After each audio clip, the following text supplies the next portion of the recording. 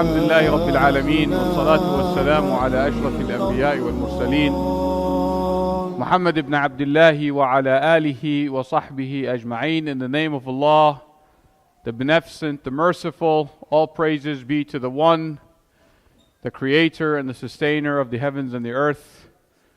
And may Allah's peace and blessings be upon His final messenger Muhammad salawatullahi wa salamu alayhi. Brothers and sisters, we have typically tried during the month of February to hold one major event around issues related to the African American Muslim and other rights or struggle for rights. So last year, Sister Aisha and I were in Jerusalem, and while there we were talking about the issues that our brothers and sisters in Palestine are facing, and some of the similarities and commonalities between the struggle for rights in the African American community in the United States with what we saw on the ground with our brothers and sisters in Palestine. So then we talked about having a program where we would try to come and look at a meaningful understanding of where those two movements are or were, and what similarities and differences there are between them. And we thought that the best time to do it would be during this month. So, inshallah, the best that we start any program with are the words of Allah subhanahu wa ta'ala. They will be recited by our very own Brother Yusuf Al-Idrisi. Usually you see him behind the cameras, or the one putting the things. So, Brother Yusuf, please open us with a few words.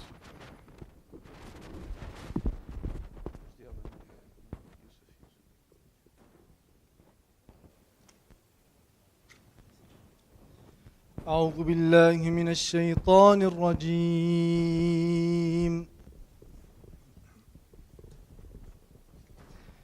بسم الله الرحمن الرحيم.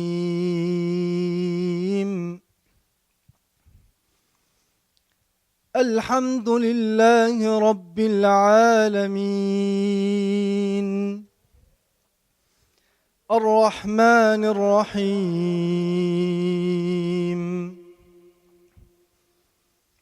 ملك يوم الدين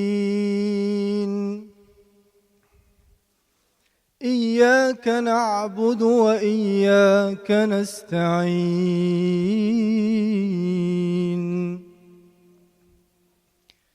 اهدنا الصراط المستقيم صراط الذين أنعمت عليهم غير المغضوب عليهم ولا الضالين.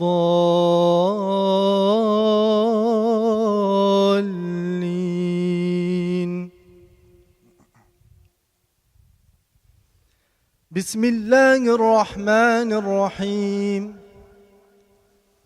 إذا جاء نصر الله والفتح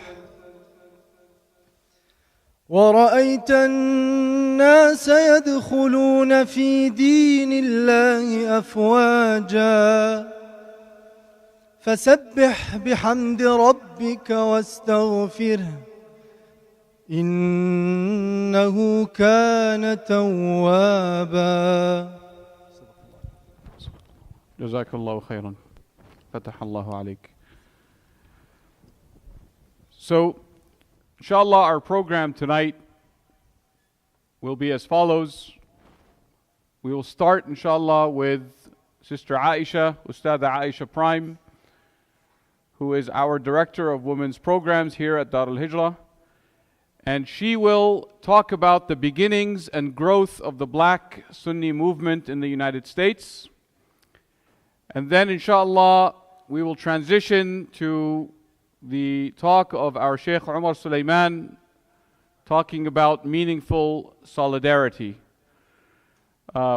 After which, we'll have a 2-minute talk by Sister Lema, who is actually visiting us from Gaza, and she will talk about her journey here, and then we'll transition to question and answer bi-idhni ta'ala.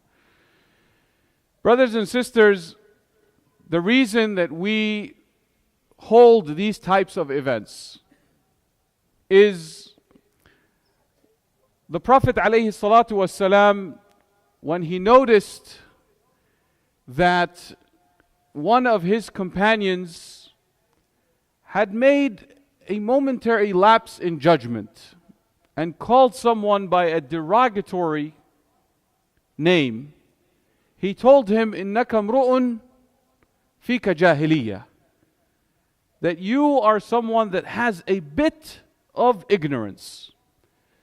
The idea behind programs like this is so that we can educate and illuminate ourselves, so that we can rise above that ignorance, inshaAllah, and work together towards solidarity. So without further ado, Ustadha Aisha Prime, who is our Director of Women's Programs here at Al-Hijrah.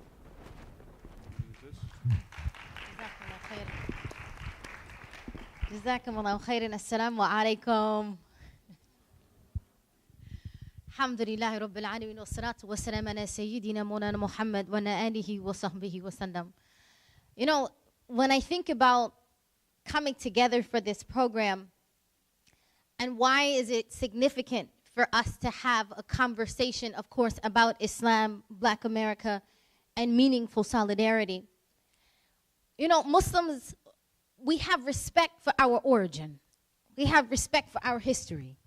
This is why we love the seerah of the Prophet ﷺ, because we love to hear about the beginnings of Islam. We love to hear about how their communities interacted with revelation. We love to hear about how that history affected them and how it now relates to us.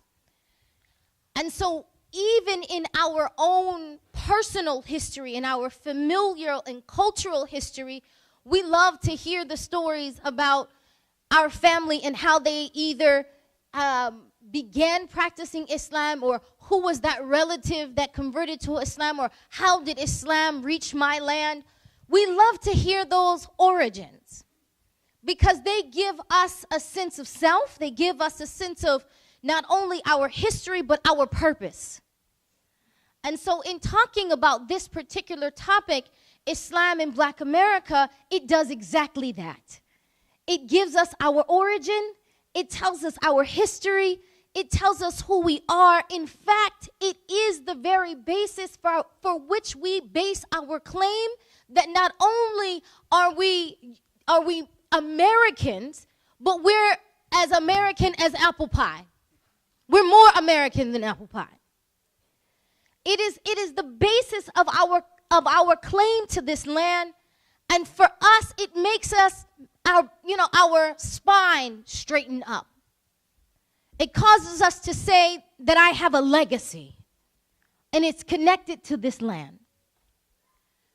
And that's extremely important when you're talking about a land and heritage, because this is actually from Maqasid al-Sharia, right? The preservation of heritage, the preservation of lineage. But if you don't know it, you can't preserve it. And so I want to actually start off this evening with a bit of a, presentation that's a bit fun for me. Alhamdulillah. You guys were really good. May Allah bless the communications team at Al-Hijrah. So, you want to tell them why? multiple reasons. Sister Aisha changed the presentation right before the session. So. There were some things I couldn't leave you without. This is the bottom line. I was like, no, it's okay. They can handle that. So I put some things in there. So if you can see, there are lots of images of past and present Muslims that have affected all of our lives in many ways. All right, while we're getting started, I'm actually going to start in West Africa. And it's extremely important to start in West Africa for a multitude of reasons. First, as Muslims, it's extremely important about where we begin our history. And that's important for all of us. And it's important where we begin our history because it's important that we don't begin our history as a reaction to someone else. It's important that we don't begin our history as an afterthought, as a reaction to someone else's program, what someone else was doing. If we begin our history, many times when you think about African American history or Black American history, we begin with slavery. But the reality of it is that the Black American or the African American did not begin with slavery. They didn't somehow just pop up when slave catchers arrived, then all of a sudden they became human beings. In reality, it's important so that we can begin to respect and understand their full humanity.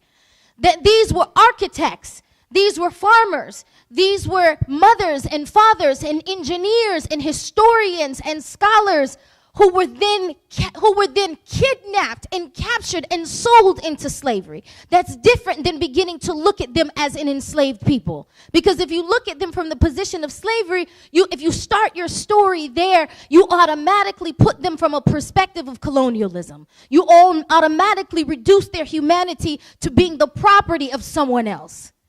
So it becomes significant that we say, no, let's back that up. Who were they that they enslaved? Let's give them faces. Let's give them names. And it's important. You might say, well, why would you even mention color?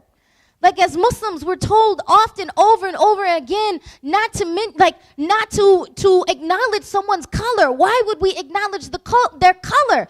Because the color, for example, if you were to remove my color, that's called erasure.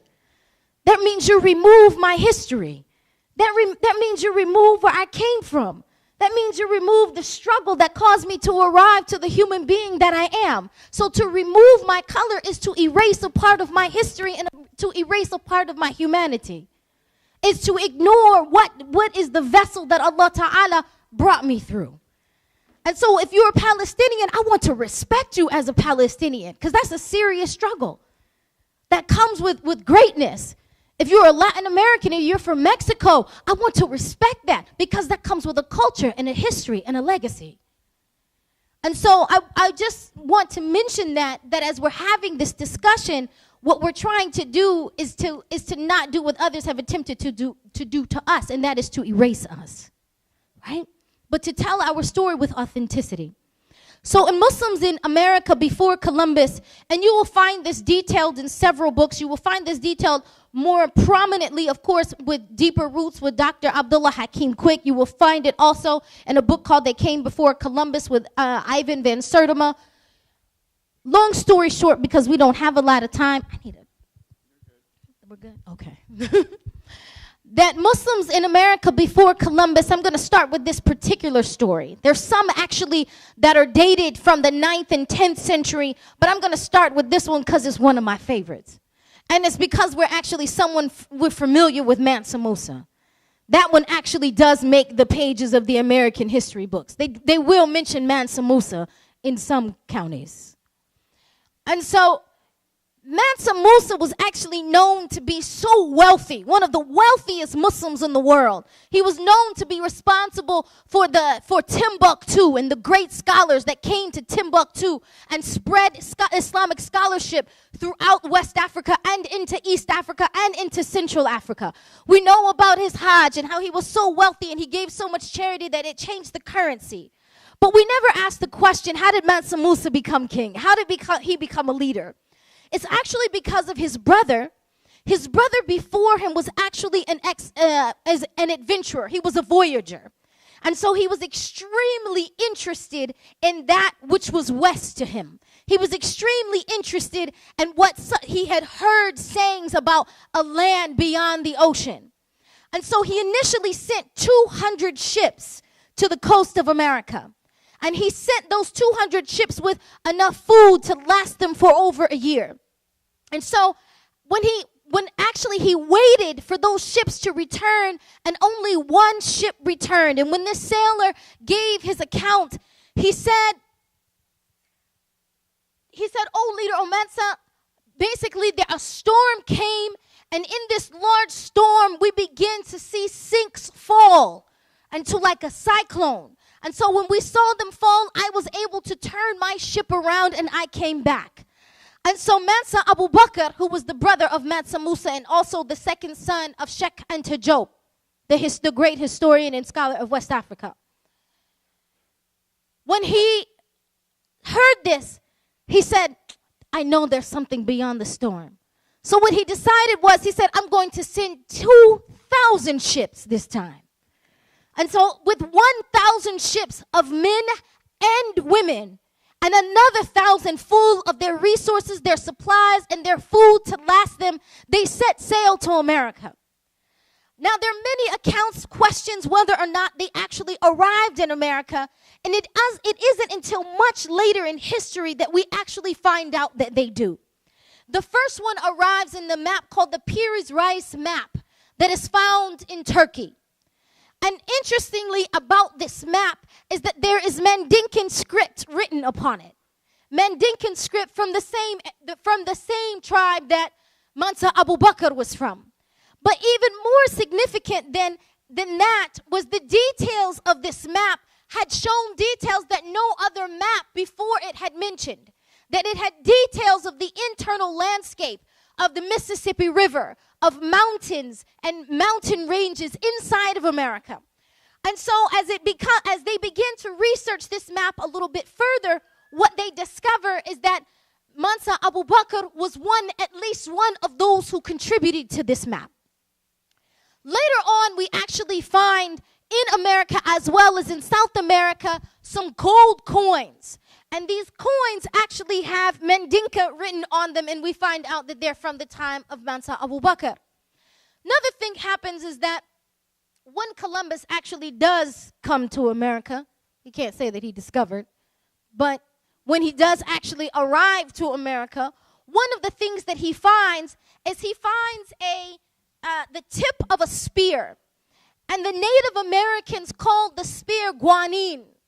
Why is that important? Because guanine was actually a Mandinkan word for gold. And so in the tip of the spear, what was known about the people of Mansa Abu Bakr is that the spear they would use to make it, 60% of it was made from gold, another portion from silver, and another portion from copper. And this was something that was unique to their people. And guanine is actually a West African term, as I mentioned before, to mean gold. Another thing is that later on they discover in Arizona, in a cave in Arizona, they found a particular cave painting. And the cave painting, initially they thought this was maybe some ancient Native American language. Turned out it's Mandinkan. And what does it say? It says the elephants are sick. What is significant about the elephants are sick is that there are no elephants elephants are not native to America. So these elephants actually arrived with, it was known that Mansa Abu Bakr actually brought elephants with him because he thought, I also want to bring some of the animals from this land and cultivate it here if this is where we're going to be. And so this is the beginning, actually, of many stories. Later on, we find in Cherokee narratives where there were not only stories of West Africans having come, lived, married, conducted business with Native Americans who were living in what we now know today as America, but also there were found Sharia documents of contracts, marriage contracts, business contracts, land ownership. And so this is extremely important when we're talking about Muslims, not only when we're talking about Muslims being indigenous to America, because these West Africans didn't live in a bubble, right? They immediately interacted and engaged and married with Native Americans who were here on the soil, making many, and I don't have enough time to go into that. Inshallah, maybe we can have a Native American History Day. Love. And so, but we do know that there are multiple nations that came in contact and actually converted to Islam. Many of them, for example, even the word Tallahassee is a Native American word for Allah Ta'ala will deliver us in the future.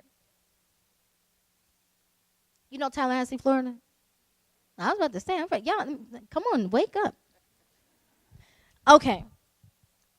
So I want to, these are documents. Where can you find this? You can find this in Jack Forbes, Ivan Van Sertima. Okay. And Deep Root. Thank God for the communication team of Al-Hijrah. Say amen. May Allah bless them. Oh, okay, that's what happened. There we go. All right.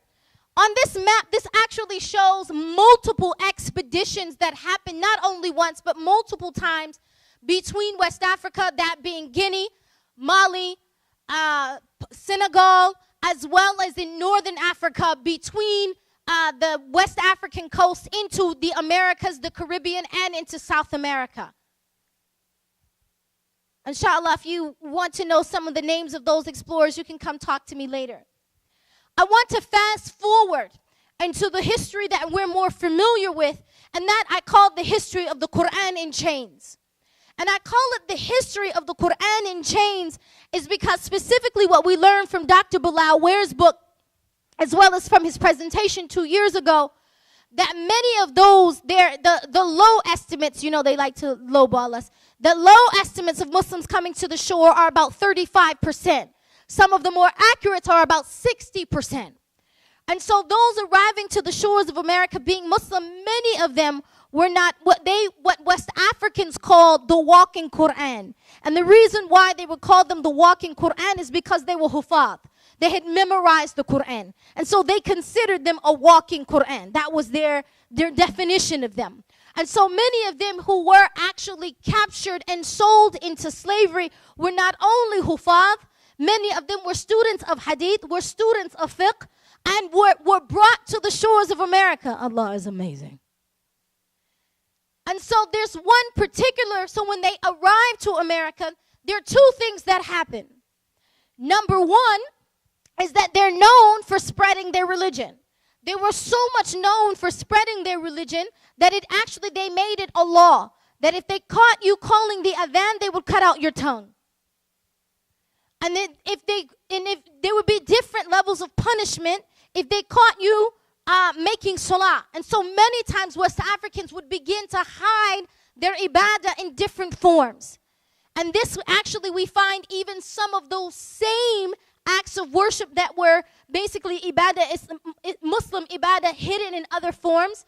We actually find that even still present in Sapelo, on Sapelo Island, in some of the islands off the coast of South Carolina. Thank you for that.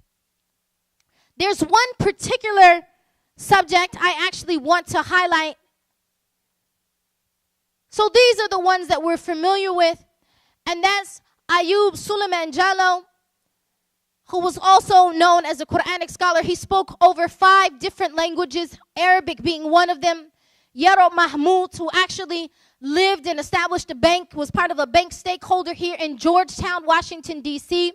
Omar ibn Sa'id, who was also someone who was a hafidh of Quran, and actually pretend because of his connection, they basically used to like to be close to him because of his level of language.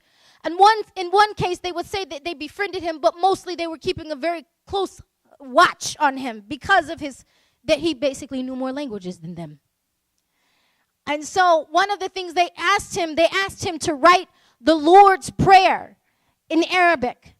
And so he actually wrote something in Arabic that they posted in their home and later became a museum piece that they believed was the Lord's Prayer in Arabic, and turned out he had actually wrote Surah Al-Nasr. And so, I know, right? I love it. Sheikh Abdul Rahman Ibrahim Ibn Soro was, are you familiar with the book or you've seen the movie Prince Among Slaves? He was actually a prince in Futo Jalon in West Africa, a very well-known, like, beautiful kingdom where he was actually the leader of over 2,000 soldiers. And so when he was sold into slavery, it became quickly known of his level of intelligence.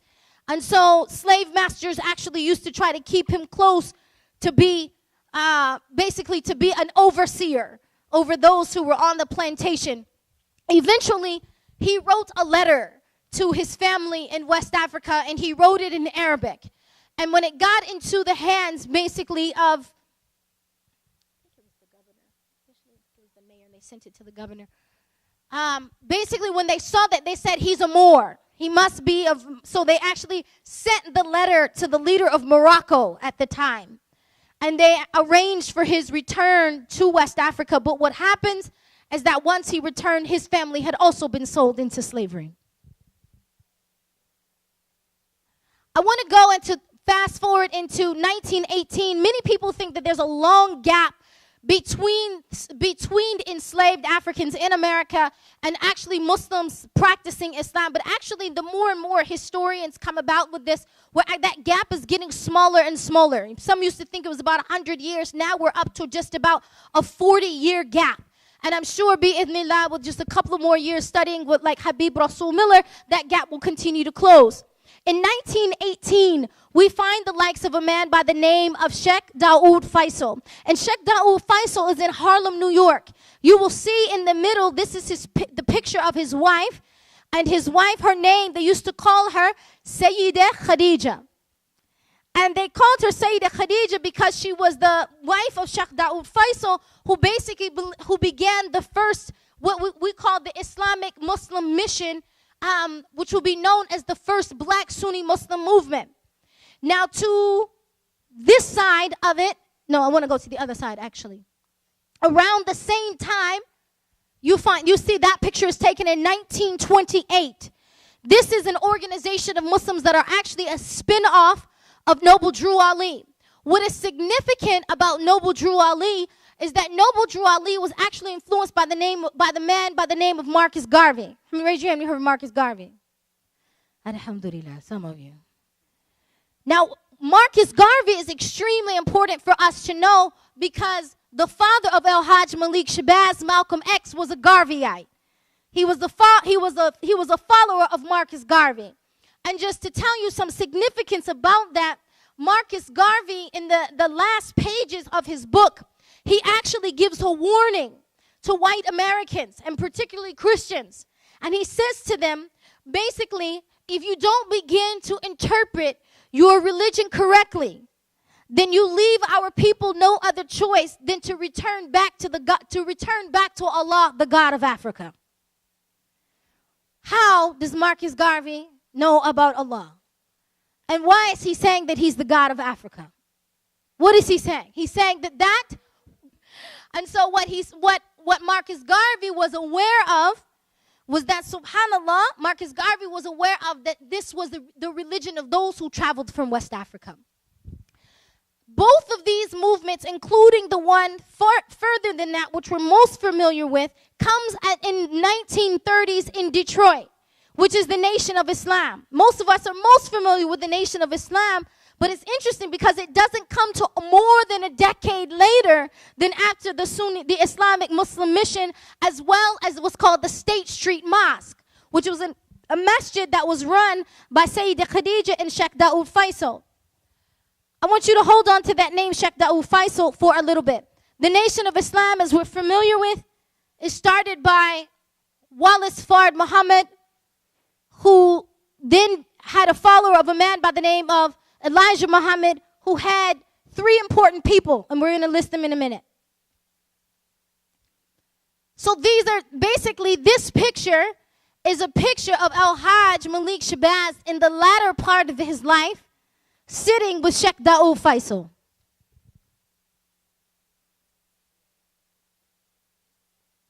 So the Dar es-Salaam movement, this is Sheikh Daoud Faisal, is responsible actually for three important people I'm going to miss here.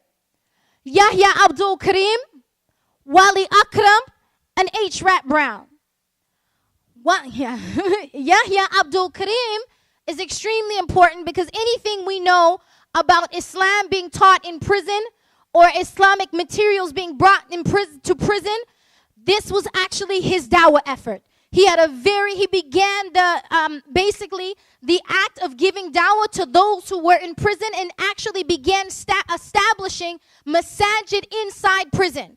That he had the idea that those who were former prisoners, those who were in prison, could be rehabilitated. And the best way to rehabilitate them was through Islam.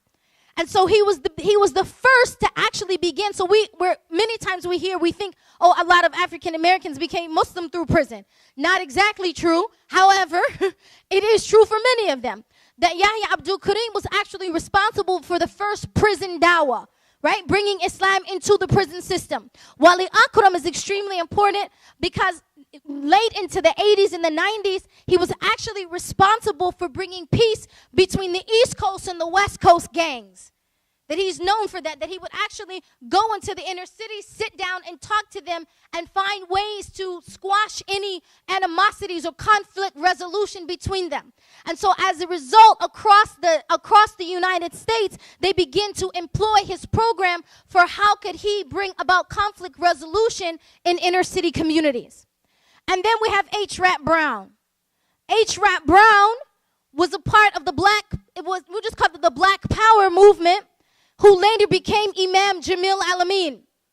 Now, as you can see, Darul Islam started in New York City, but all of them, this movement went from New York to New Jersey to Philadelphia to Washington, D.C., all the way down the coast to Atlanta, where Imam Jamil Al-Amin was the Imam of the Masjid of the Dar es Salaam movement, and it spread as far west into Ohio, into Chicago, and it just began to continue to spread far west all the way until Wali Akram brought it into California when he began to squash the relationship, the conflict between the Bloods and the Crips.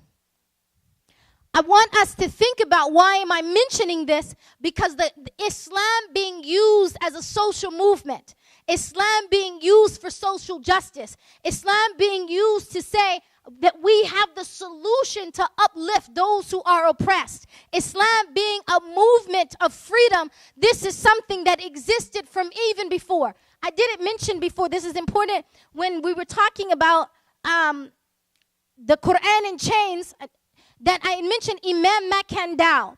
Imam Makandal was actually allowed himself, he was a Quran teacher whose students began to disappear. He had himself sold into slavery so that he could find out where his students went. When he ended up in Haiti, he became basically, what do you think he became? He became halaqah and gatherings, right? And what he began to do, he began teaching them Islam. And then from Islam, he began to teach them revolution. And he began to teach them resistance, right? And so he became responsible. Long story short, he had a student by the name of Imam Bukman. And Bukman became responsible for the Maroons. And the Maroons were basically those who started the beginning of the Haitian Revolution. Imam Bukman had the student by the name of Toussaint Louverture. And Toussaint Louverture, as we know, is responsible for the Haitian Revolution. Now, Haiti at that time, they refused to recognize the independence of Haiti. So European countries basically came together to say, how are we going to squash this, or this slave rebellion is going to spread. And so until this day, they do much to squash the independence of Haiti. This is just really quickly that in addition to those icons that came out of Darul Islam, they became the cultural icons, jazz musicians who were actually converting to Islam by the thousands. Very famous, Dizzy Gillespie, Yusuf Lateef. Interestingly, America looked at this as jazz music as something like a culture that should be spread around the world. Allah. And they looked at it something that should be spread around the world. So as a result of that, America began to take these musicians and send them to different parts of the world to be cultural ambassadors, or basically ambassadors of American culture. As a result of that, when they asked them, you can find this in a book called Rebel Music. As a result of that, of them spreading, going to other countries, what do you think they spread in addition to that? Islam. To the point that this one poster is actually the poster of them giving a performance. It said Jazz in Ramadan in Istanbul, Turkey. The icons of social change, we're very familiar, of course, with Muhammad Ali, Al-Hajj Malik Shabazz. That's Imam Jamil Al-Amin when he was H. Rap Brown, and Imam Wharf Dean. Between these four men alone, from 1950, even until we could say present day, they are responsible, between the four of them, for more than 20 million people becoming Muslim. How is that? Subhanallah. One thing, and they are known for being they are the originators of the unapologetic Muslim. Right? You could not put a microphone in front of Muhammad Ali and that he would not tell you about Islam. And the same with Al-Hajj Malik Shabazz, even beyond his grave, Allah yarhamuhu, even beyond his grave, as people begin to read his autobiography, including Imam Suhaib Webb, they became Muslim, including, he definitely had influence on myself. Imam Warf Deen then became the leader of what later became the Bilalian movement, which was a black Sunni Muslim movement after the nation. Cultural icons in critical race theory, Islam then began to come into hip-hop music, where basically those who were young and considered this music to be a music of social change, considered it to be the background theme music of those who would talk about social consciousness. And we find that not only was that in their lyrics, it would be in their dress, it would be in their symbolism. You can see the Wu-Tang Clan has the symbol of the star and crescent. And we could just go on and on with that forever. Basically, how this became the voice of a movement from the early 90s until today. When it says the miracle of unity, yeah, this is it. And the miracle of unity, I just want to show this picture as we transition into Sheikh Omar Suleiman. And what did that movement give all over the world? Because as we know, Muhammad Ali wasn't only known in America, or Al-Hajj Malik Shabazz wasn't only known in America, or H. Rap Brown of the Black Power movement wasn't only known in America. Matter of fact, when I was in Turkey over the summer, one of our leaders, he told me he was currently getting his PhD in the philosophy of Al-Hajj Malik Shabazz. I was like, what?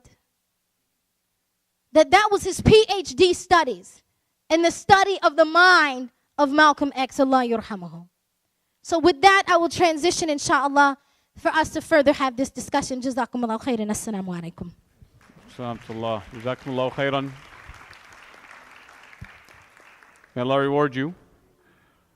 And as we transition to our next speaker, one of the issues that we need to remember as Muslims is the message of Muhammad sallallahu alayhi wasallam when it was first revealed was a revolutionary message. It was a message that changed the social values and the way that we decided on value, or that value was decided in a tribal society. And that continued, as you can see down the line, with what Sister Aisha has mentioned on the African American Muslim, Sunni Muslim movement, that the concept of Islam being revolutionary, of shifting not just the society but the individual, was something so elemental for that movement. Inshallah, our next speaker, in Arabic we say Ghaniyun an al-Ta'rif. Sheikh Omar Suleiman is the founder and the president of Al-Yaqeen Institute for Islamic Research, and he will be talking about meaningful solidarity and linking some of the elements of the Palestinian rights movement with what Sister Aisha just said. فليتفضل. Assalamu alaikum wa rahmatullahi wa barakatuh. Bismillah ar-Rahman ar-Rahim. Alhamdulillahi Rabbil Alameen. Wassalatu wassalamu ala Rasulih al-Kareem wa ala alihi wa sahbihi wa sallam tasliman kathira. I have to admit, this is a really strange moment for me, because the last time I spoke here, I was teaching a class on Jibreel alayhi salam. I don't know how many years ago that was. Anyone know? 5 years? 4 years ago. And we went until probably like 12:20, post midnight. And Sheikh Muhammad Hanuti, rahimahullah ta'ala, was sitting right there till the end of the class. And I remember marveling at him that, that he sat for the entirety of that class. So may Allah have mercy on him and reward him for the good that he did, since we're talking about pioneers. Sister Aisha and I go way back. I remember, so many of you don't know, but she has a connection to New Orleans. So when I was the Imam in Masjid Abu Bakr, she used to do halaqat in our masjid in New Orleans, alhamdulillah, particularly for the sisters over there. So jazakumullah khairan for your work over here and for the amazing presentation that you just did in shedding light on some of these things. So speaking of New Orleans, I want to start off with a story, and some of you might have attended ICNA in Baltimore, and I mentioned this story briefly as sort of a way to bring this all together. The discussion is meaningful solidarity. Meaningful solidarity comes through a sense of recognition of the value of the people with whom we stand, and meaningful solidarity comes of a recognition of the issue that binds us together. Those are two separate things. So part of it is recognizing our pioneers, that we would not be able to stand the way that we do as Muslims in America had it not been for the great people that Sister Aisha just spoke about briefly. And Dr. Sherman Jackson mentioned something recently that I think is very important. He said, 10 times the slaves that came to America went to Brazil. Yet you don't see a large indigenous Muslim group in Brazil. You see it here in the United States. Why is it that Allah chose this place to have expressions of Islam in the 20th century lead to Islam in the 20th century? And the autobiography of Al-Hajj Malik al-Shabazz, rahimahullah ta'ala, the fruit in Muhammad Ali, may Allah have mercy on him, the continuation in so many different forms and so many different groups that continue to uphold La ilaha illallah in the indigenous sense, and still the African American community being the largest group of Muslims in America. Why is it that Allah chose this place for that? And what is the hikmah of that? What's the wisdom of that? First of all, a recognition that they gave us shoulders to stand on as an American Muslim community as a whole. And there's something important to be mentioned here. Muslim and black are not mutually exclusive. So when you talk about the Muslim community and the black community, sometimes you might fall into the trap of differentiating those two to where they're mutually exclusive. But what I want us to do is to understand that all Muslims owe a great debt to all of black history. Meaning the sacrifices. I stood in Medgar Evers' blood in Mississippi. The carport, and if you don't know who Medgar Evers is, you need to look it up. The carport that he was assassinated in, the blood stained the carport in Mississippi. And you could literally go to the house of Medgar Evers and stand in the carport in a pool of blood, the stain of his blood. And then Malcolm and Dr. King and all of the sacrifices that went into the eventual passage of the Immigration Act in 1966, for which many, many Muslims who immigrated to this country owe a great debt to everybody that contributed to that. So all Muslims owe a great debt to all of black history, right? And that's the past. But I want to talk about the present. I want to share with you something that happened in New Orleans, Louisiana in 2005, right before Hurricane Katrina. Sister Aisha, when did you move to New Orleans? After 2005. Because I wanted to see if you remember this incident or not. There was a sister by the name of Dr. Jamila Arshad. Dr. Jamila Arshad was a black Muslim married to a Pakistani Muslim doctor. And she too was a doctor. Very prominent family in the Muslim community, very well-known couple.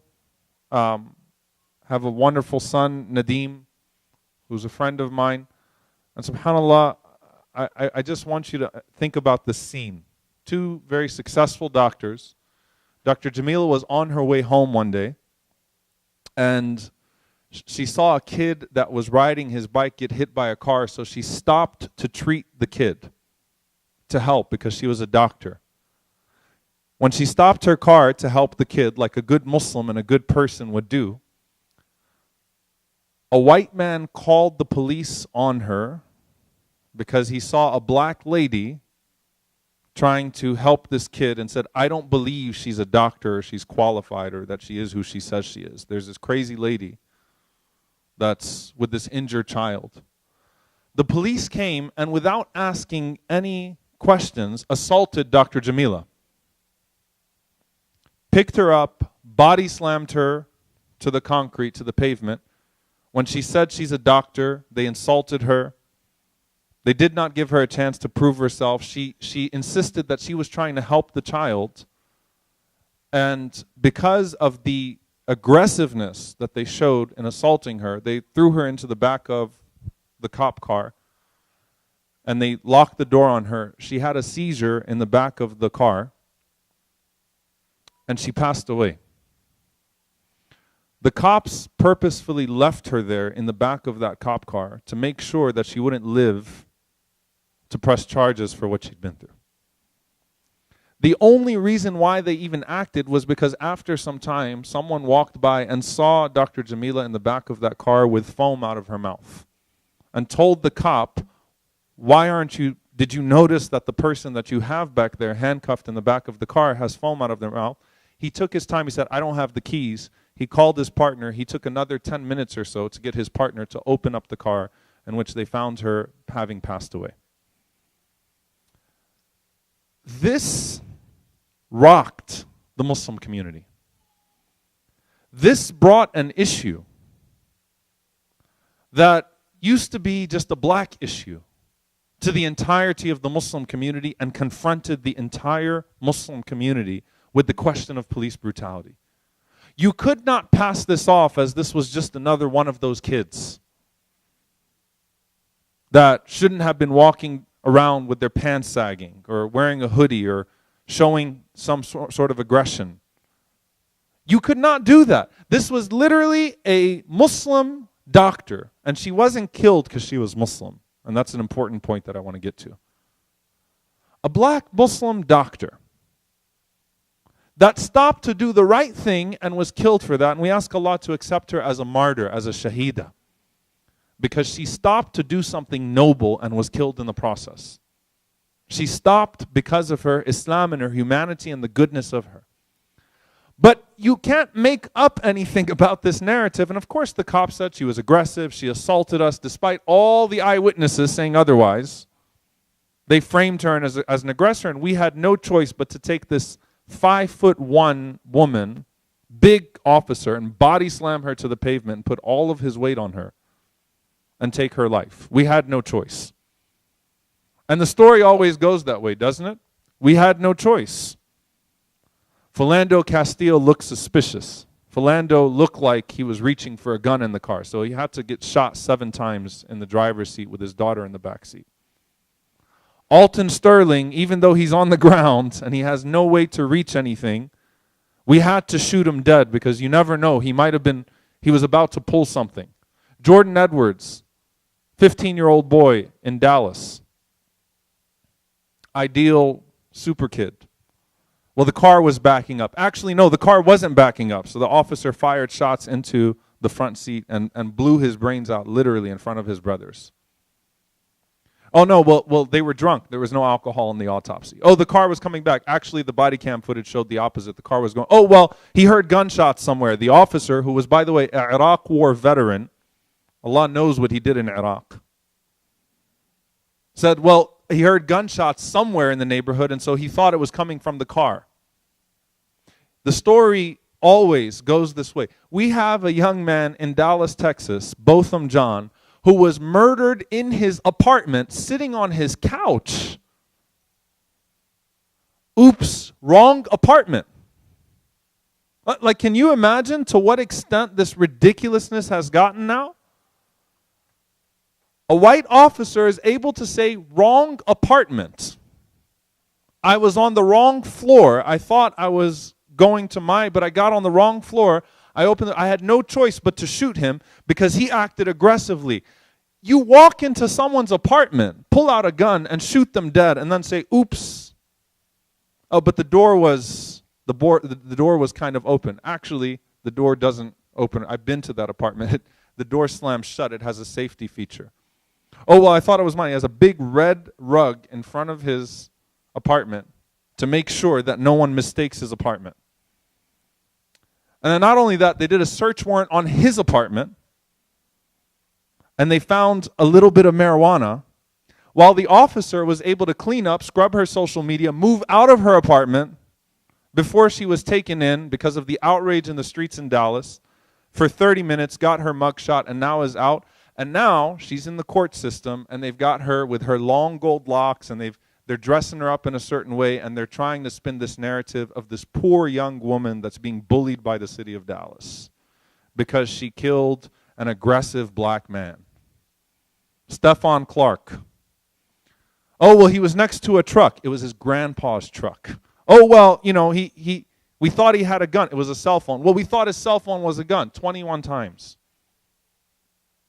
A week after Botham in Dallas, Abdullah, a man that was known as Dullah Beard in Michigan, a Muslim brother who was in his house. The cops went in the middle of the night, busted down his door, said they had a search warrant, shot him 21 times in his own living room. The problem was they had a search warrant for the house next door. They said, well, he had a gun. Wait a minute. He was trying to defend himself. If someone busts in your house at 2 a.m. and you have a gun, aren't you going to defend yourself? Why did you have to shoot him 21 times in his own living room? We had no choice. What is it that makes black bodies so disposable in America? And I say bodies not because they're reduced to bodies. I say bodies because the people that shoot them only see bodies. What makes them so disposable in America? The same thing that makes Palestinians disposable in Gaza. This is what I want you to understand for a moment. When you identify an entire group of people with an identity, a criminal identity, a violent identity, a suspicious identity, a terrorist identity, you can always spin the narrative to make them only governable by force, brutality, and violence. Now, by the way, Muslims, if you only cared about Stephon Clark when you found out he was Muslim, you're part of the problem. You're part of the... Stephon was not murdered because he was Muslim. He was murdered because he was black. Whether he was Muslim or... I mean, the person who shot him, cops that shot him, didn't know he was Muslim when they shot him. So when you found out there was Salatul Janaza and that I was going to be there and Imam Zayd, and that's when you started saying Rahmatullah alayhi and poor guy and horrible and Black Lives Matter suddenly is a hashtag that you have no issue using, you're part of the problem if that's what you did. So we're not, as Muslims, we have to take a step back, and I want us to ask ourselves this question. Do we understand the issue and the playbook? With all black lives in America, not just black Muslim lives, with all black lives and what's happening here and what's happening in this country right now, 1,017 people is your body count for 2018. Think about this for a moment. And so you think to yourself, well, they were dangerous. Well, it's understandable. Well, maybe there was an apprehension. The cop felt threatened. Do you know why we are ready to escape to those thoughts? Because maybe that's how we feel. Maybe that's how we feel around young black men that wear hoodies. Maybe we justify that with ourselves. And so, well, I understand why the cop did it. We keep on making, in America, black victims complicit in their own death. Palestinians, and the reason why I'm mentioning this, by the way, is because the topic I was given was black Palestinian solidarity. Young Palestinians at the border of Gaza keep on being made complicit in their own death. Young Mexicans, we were at the border of San Diego and Tijuana. They were going to take those troops, which by the way are also army vets, the militarization of the border, that were about to unload tear gas again into the people on the other side of the border and strike them, young mothers and children, made them complicit in their own tragedy. Blame the moms. Blame the dads. The point is, dear brothers and sisters, is that when you dehumanize a people enough, suddenly the unspeakable becomes justifiable. And we're able to turn a blind eye. What does this mean for us in terms of solidarity? The Prophet ﷺ taught us to speak about wrong because it's wrong, not because we could turn the wrong into a narrative that would make things right for us as a Muslim community. It's very cheap when, in order to mainstream a cause to Muslims as a whole, we tack it on to the black community just to get some points and some traction for our cause without understanding the issue itself. You need to understand the issue itself. What's happening in this country. That the same playbook that's been engineered, that's been used against the Muslim community globally, has been used against, weaponized against the black community historically here in America. What does that mean?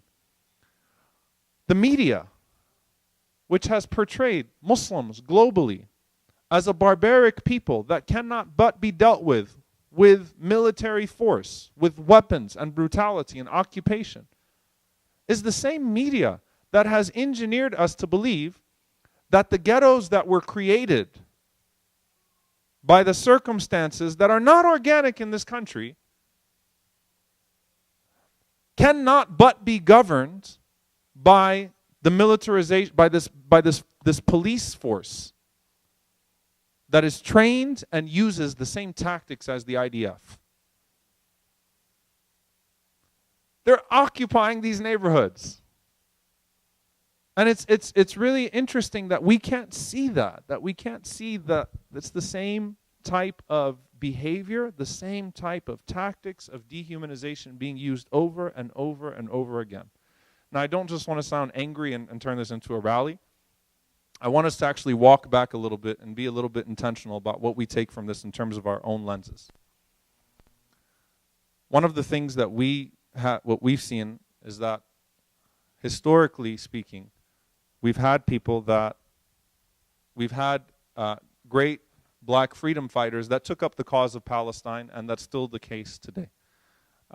Malcolm X, Al-Hajj Malik al-Shabazz, many people don't know him. He went to Gaza in 1964. He actually went to Palestine in 1964, predating 1967, and he wrote an essay in the Egyptian Gazette on Zionism. He was the first black leader to speak about Palestine. Not only that, but you know what's really interesting about what Malcolm did? Malcolm tied Zionism to white supremacy and colonialism. He called it a form of white supremacy and colonialism.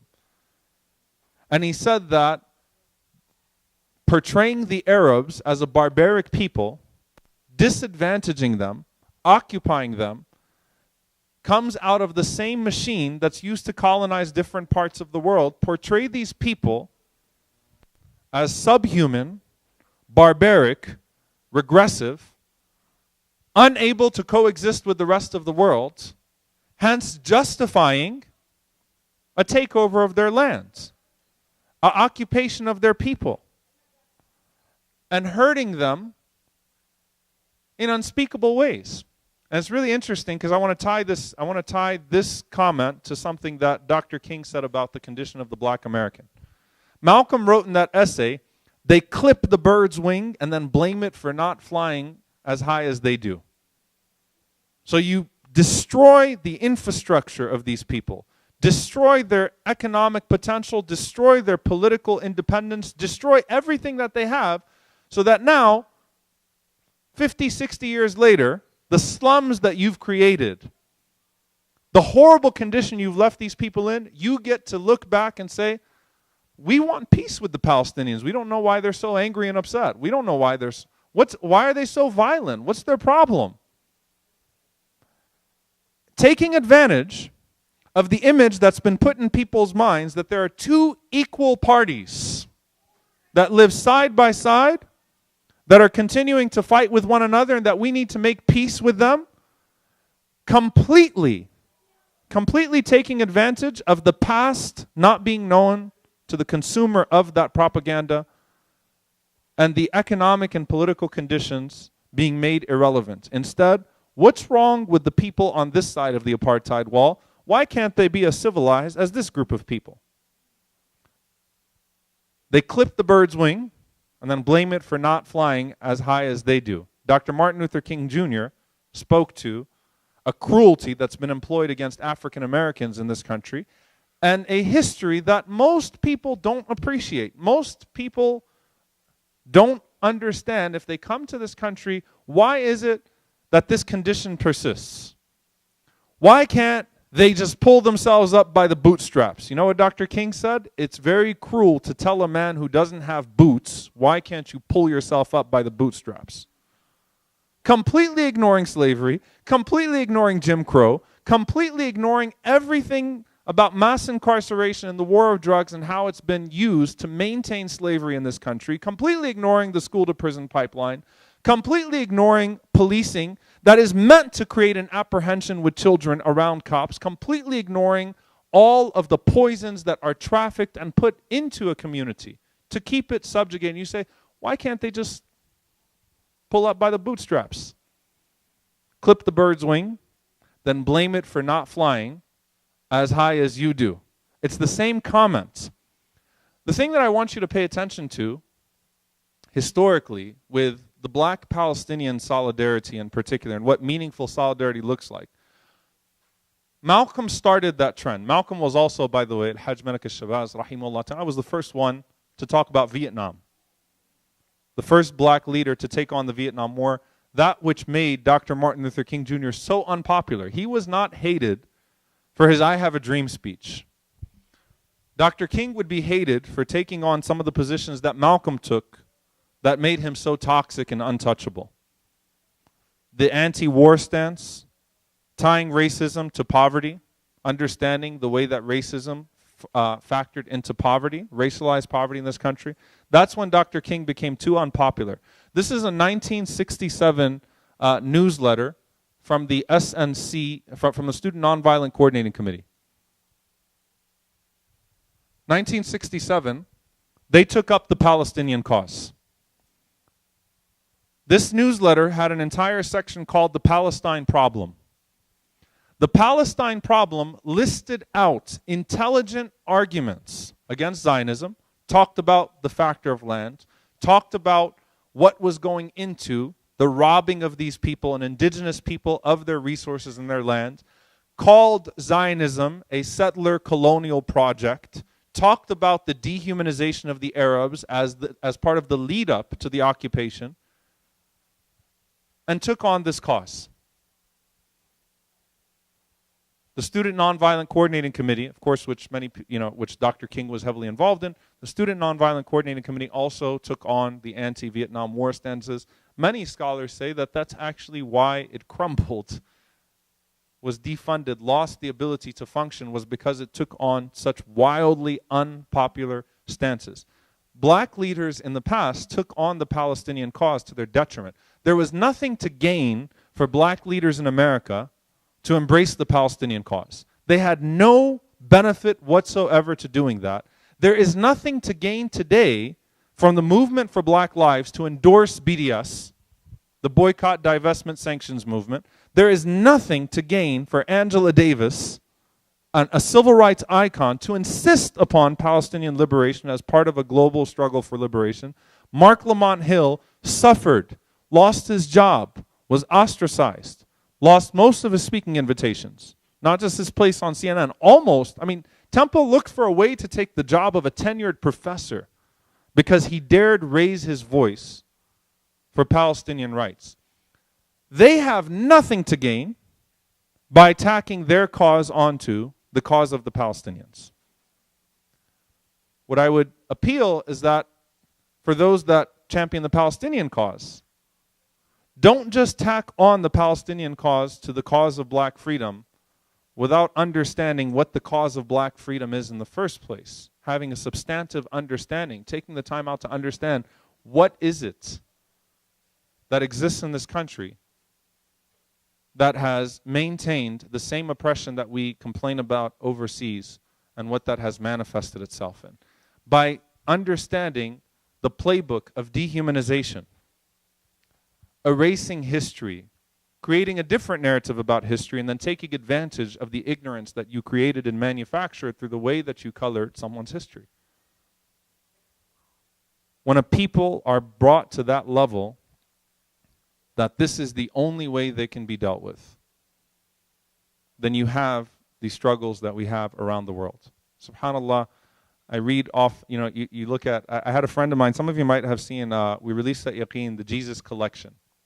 And I did an interview with Reverend Andy Stoker, white pastor from the United Methodist Church, about discussions that we had with Jesus. And then somehow it took a turn. He took his group to Palestine. And by the way, we have some courageous Christian groups that have endorsed BDS. The Presbyterian Church, the United Methodist Church to an extent, the Episcopalians. I'm waiting for all Muslim organizations to also officially endorse BDS, but I'm still waiting. But just think about this. This is a white United Methodist pastor. And he was talking about how they went on their spiritual trip, and they met with Palestinian Methodists, Palestinian Christians. And then on their itinerary, they decided to go to Ramallah. And so they were treated with some suspicion. Why are you guys going to Ramallah? They got to Ramallah and they saw this huge Nelson Mandela statue. And they were so confused. Why is there a Nelson Mandela statue in Ramallah? It was, a whole roundabout in this humongous Nelson Mandela statue. And, he was like, we had to actually look it up and talk about why is there a Nelson Mandela statue in Palestine, in Ramallah, in the West Bank, in Palestine. Because it was Nelson Mandela who connected the Palestinian cause to his cause and said, we know that our freedom is incomplete until the Palestinians are free. So Mandela connected the Palestinian cause to his struggle. He already had his hands full in South Africa. The point is that if you're really dedicated to these causes of anti-apartheid and anti-oppression and subjugation and dehumanization and the treatment of people like subhuman because you've socially engineered the people around them to not view them as people anymore and to make their debts forgivable because, well, what was Stephon Clark going to grow up to be anyway? I have to share this with you because this was a comment that I actually received. It was hinted that Stephon Clark, Jordan Edwards in Dallas, Jordan, some people would defend Jordan Edwards, say, he was a straight-A student, captain of his football team, ideal kid. And Jordan's family, his father loved him. He's the absent black father narrative doesn't work there. The drugs don't work there. The bad, failing in school doesn't work there. All the typical stereotypes and racist tropes that are used against the black community, they couldn't find any of them in the media. So great family.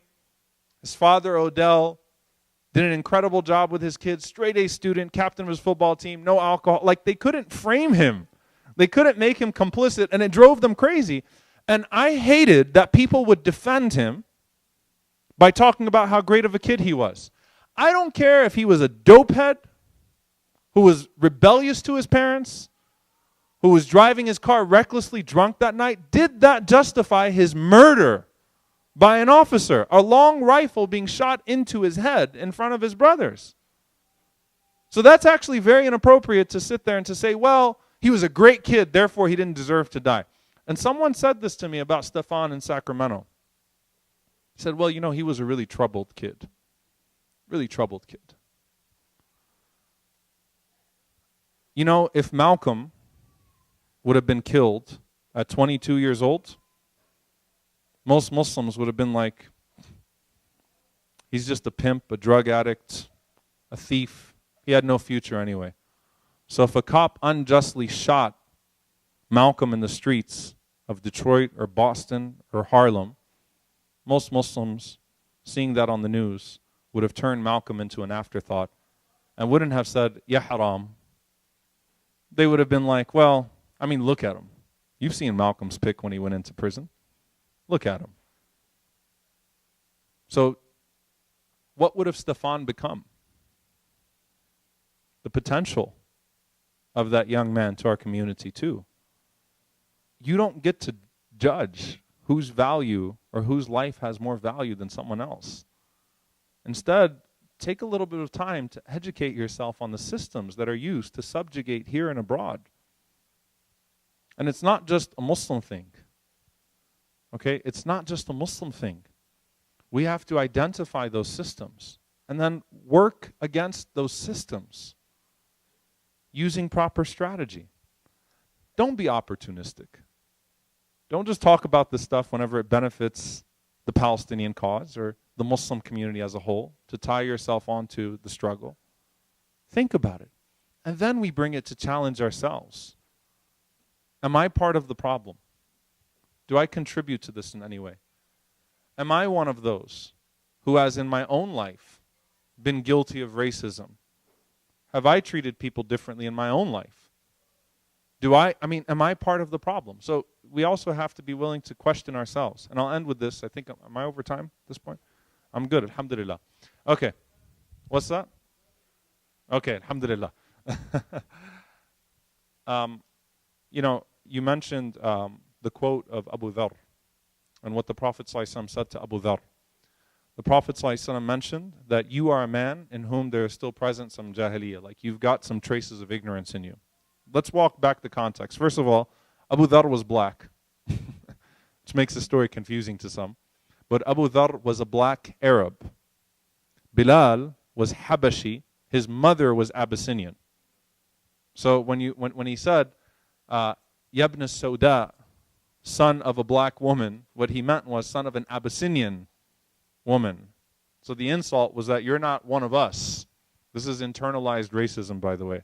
I'm from New Orleans, and in New Orleans, unless you're Creole and you have the complexion that I do, you probably won't rise to a high position in office. And this is in the black community, right? We internalize, the worst thing is when your colonizers make you like them. And so we got our fair and lovely cream in the Muslim world, mashallah, and people treat their own with such disdain, such hatred. I mean, it's horrible to think about this, how this has creeped into us. Who taught you to hate yourself? Who taught you to hate the color of your skin and the texture of your hair and the shape of your nose? Who taught you to hate yourself, right? Think about that with your Islam. Some of the things that you now identify with your religion. So Abu Dharr is a black man. I mean, if you were watching that, if you were transported back in, that story just completely changed now.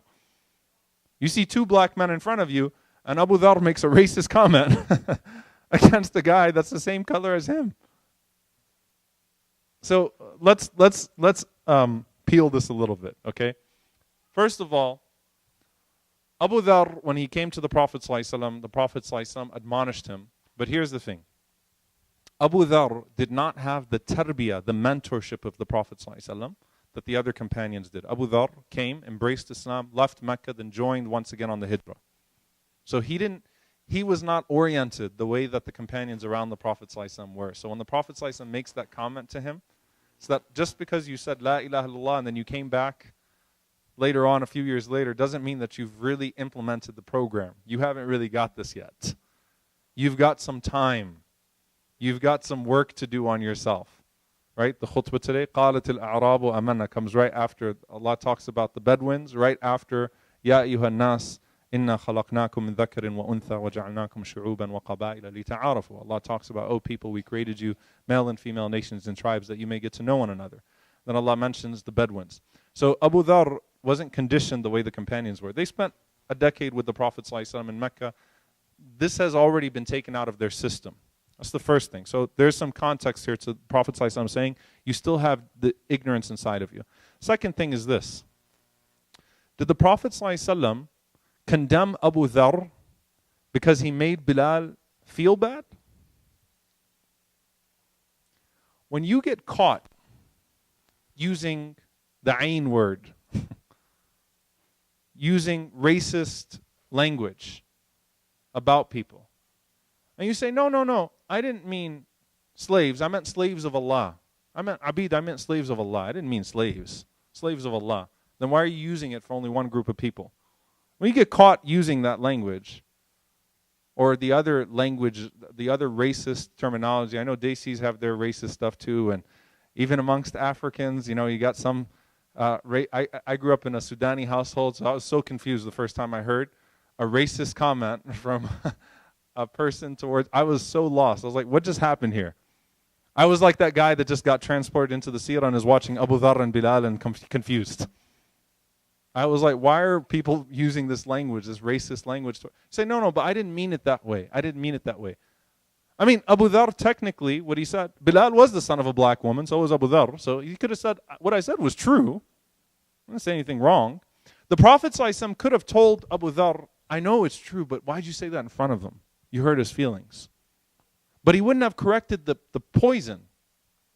Instead, the Prophet ﷺ spoke to an internal condition of Abu Dhar that had to get rectified. Racism is a disease of the heart.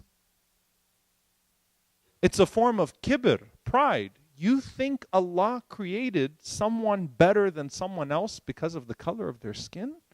That sounds very familiar. That's kibr, that's pride. How dare you think that Allah created you more civilized, with more potential, with more value, because of the color of your skin? There is nothing more satanic than that. What that plays out in is that we have to reassess our language, reassess our community on the inside, reassess our work with the entirety of the community on the outside. And there's one more thing, inshallah ta'ala. I think you gave me the signal, so I guess I'm done. Then we got to go to our panel. And I think this is a very important point.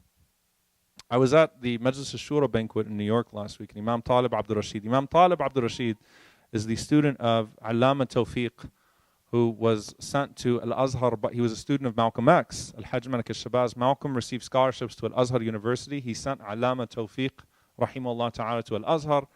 Allama Tawfiq translated many books from Arabic to English, by the way.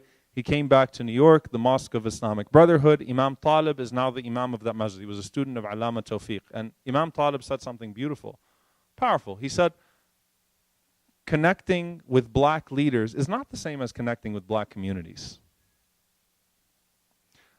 Just because you bring Imam Siraj to your event doesn't suddenly make you as a community anti-racist. When Imam Siraj is brought to your event and he raises millions of dollars for your organization.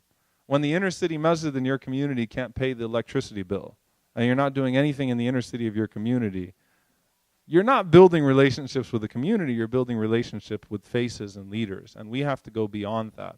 And so when we talk about the historic black American community and fetishize Malcolm X and Muhammad Ali, what about the current community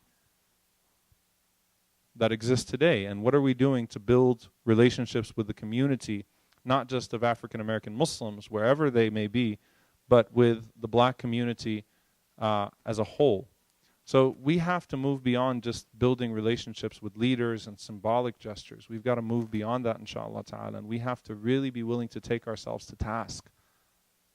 And that's going to require all of us. I love our diversity. I think our diversity is our strength, by the way. As an American Muslim community, mashallah, there's no faith community like ours. We're confused with our food. We're confused with our dress. You get people, I mean, around the shoe racks. It's just a thing to be amazed at.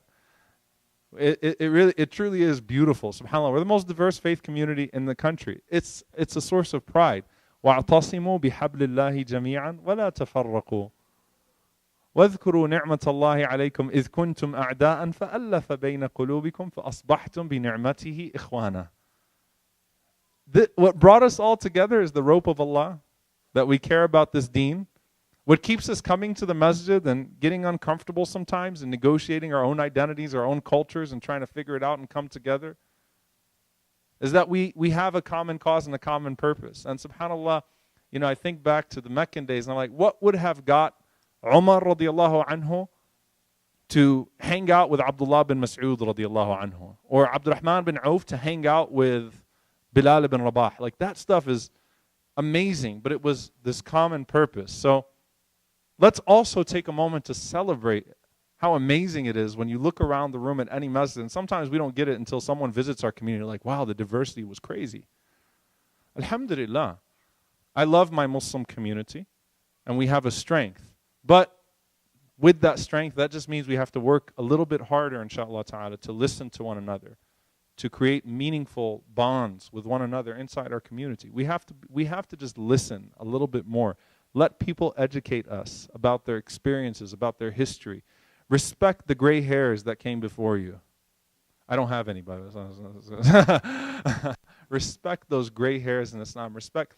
SubhanAllah, this is my last story. I was in Detroit, and I went to the Masjid Wadi Muhammad, which was the first, it was the Nation of Islam, Temple number 1. Malcolm ministered there for some time. And there was just this sweet sister, she must have been 90-something years old, making bean pies for Jum'ah. that met Malcolm, met, knew Imam Warathdin Muhammad. Like, she interacted with that history, and she's just, you would pass by her in the masjid and you would just think, there's history there. And there's history as well with the Muslims that came here in the 60s and the 70s. We need to respect that history, inshallah, honor it, sit and talk and learn and listen. May Allah subhanahu wa ta'ala bring our hearts together, make us more able to purge the poisons that exist within our community, within our society, within our world. May Allah subhanahu wa ta'ala make us sincere in our pursuit for His pleasure and our pursuit of brotherhood and sisterhood and our pursuit of justice that is pleasing to Him. May Allah subhanahu wa ta'ala forgive us when we hurt someone else intentionally or unintentionally, a Muslim or someone else. May Allah forgive us when we use words or actions or body language or a sense of disregard that does not honor the sacrifices of people that came before us and people that exist amongst us. May Allah forgive us. May Allah subhanahu wa ta'ala guide us to actions and the path that is most pleasing to Him. Allahumma ameen. Jazakumullahu khairan. Wassalamu alaikum wa rahmatullahi wa barakatuh. Barakallah bik. MashaAllah. Takbir. Allahu Akbar. So, quick logistics announcement. Brothers and sisters, this will be on Yaqeen's site. So if you have been live streaming, please stop live streaming and just link. It'll be free, by the way. And it'll be free. So please link to Yaqeen, stop live streaming because this is part of the Yaqeen content, right? So you link to the Yaqeen, inshallah, and you can just have it on your Facebook or other pages through that avenue. Jazakumullahu khairan. So before we go to the question and answer and discussion, we'd like to invite Sister Lema to come and give us just 2 minutes. She is visiting us from Gaza, and she has actually been on the Hill talking to members of Congress about the people of Gaza and what they are facing. And she's here for a few weeks, so inshallah she'll speak for just a couple of minutes and tell her story. Assalamu alaikum. Alaikum assalam tullah. My name is Lama Abid. I'm 14 years old from Palestine and Gaza Strip. Actually, I'm really happy to see you all today and nice to meet you. And I'd like to tell you something that my last thing that I'm working in is to keep the Holy Quran, alhamdulillah. So let me tell you why I am here now for those weeks. I'm here to because I spoke to Congress about our life in Gaza, how do we live, who we are, what we faced. So, and I was hope like some members of Congress will hear us, will help us, inshallah. Let me tell you how I came, because maybe you'll ask me now how you came because of a blockade in Gaza. We can't travel, we can't go anywhere in this world. So it was really hard because of a blockade. First of all, United Nations chose me because I was the best speaker in English language in my school, and then like some competitions like to choose me and to choose my mom. My mom is here too, and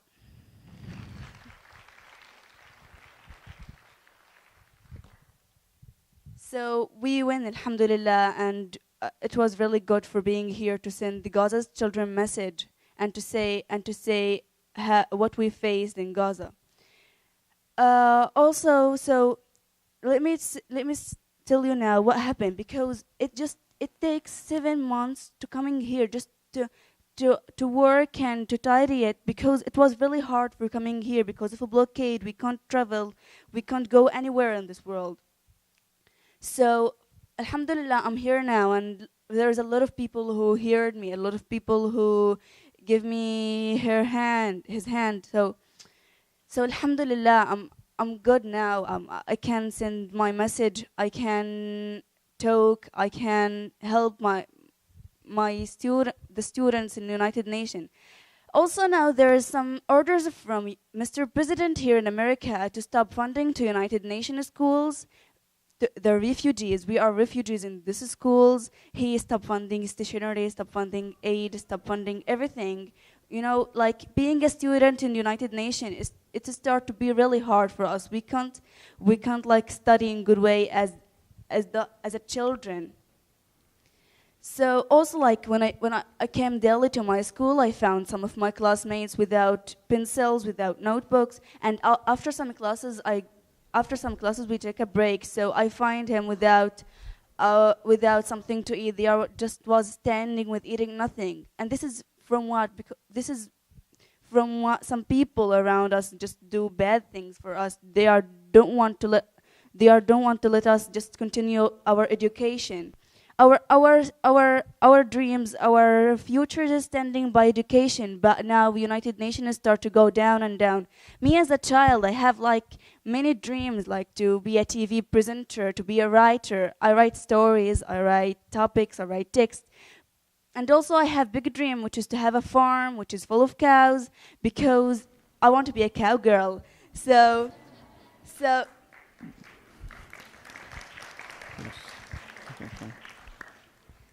if I want to achieve it and to help poor people in my city, it's really hard to achieve it without education. So what I'm asking you to do is to vote for us, to help us, to tell your Congress, to email him, to tell him that we want to help. We live in bad status in Gaza. And I ask you to join our dreams too. Thank you very much. Shukran jazilan. Thank you very much, Lama. So inshallah, what we'll do next, for the next 20 minutes or so, is to have a question and answer session and a discussion. But I'm going to take the prerogative as the MC to ask the first two questions, inshallah, and then we'll go to the audience from there. The first question is to Sister Aisha. You know, Sheikh Umar mentioned Al-Hajj Malik Shabaz's statement, "Who taught you to hate yourself?" Aisha, what in your mind does our community need to overcome that?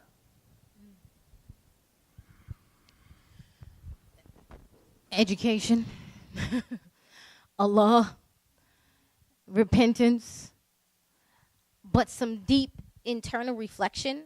I want to read something. I just recently returned from Bangladesh, and I was in their Liberation Museum. And while I was in their Liberation Museum, I saw this quote that I was like, I have to share this quote with you guys. And it's by Lord Macaulay, who was the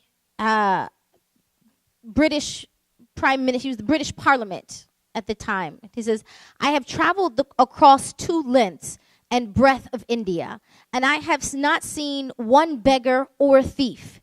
Such wealth I have seen in this country, such high moral values, people of such caliber, that I do not think we would ever conquer this country unless we are able to break the very backbone of this country, which is to hurt its spiritual and cultural heritage. And therefore, I propose that we Therefore, I propose, what is that word? I need glasses. There we go. Therefore, I propose that we replace her spiritual and cultural systems with ours. Therefore, I propose that we replace their education system with ours. For if the Indians think that all that is foreign in English is good and greater than their own, then they will lose their self-esteem, their native culture, and they will become what we truly want them to be, a dominated people. When I read that on the wall, I thought, wow, how successful they were. How successful they were in convincing us that everything that was European, that was British, was better. Their culture, their education system, their value system, their moral system, even to the point that what we find as a Muslim community, we oftentimes equate ourselves based on those standards. We weigh our own success based on those standards. We weigh the success and the value of other people based on those standards. And therefore, just that deep-seated self-hatred is what has made us a mentally, spiritually, and literally economically, politically, socially dominated people, individually and collectively. And so it's part of having this month, having this conversation is about how do we reclaim our history? How do we reclaim our values, our story, our heritage, our culture? Jazakallah khair. MashaAllah. The ayah that comes to mind for some reason, subhanAllah, is قُلِ اللَّهُمَّ مَالِكَ الْمُلْكِ تُؤْتِي الْمُلْكَ مَنْ تَشَاءُ وَتَنْزِعُ الْمُلْكَ مِمَّنْ تَشَاءُ وَتُعِزُّ مَنْ تَشَاءُ وَتُذِلُّ مَنْ تَشَاءُ بِيَدِكَ الْخَيْرُ. And the reason it comes to mind is if we were to truly understand the elements on the foundation of that ayah and our tawheed, that we would understand that believing in Allah subhanahu wa ta'ala would mean that the value system is based on that and nothing else.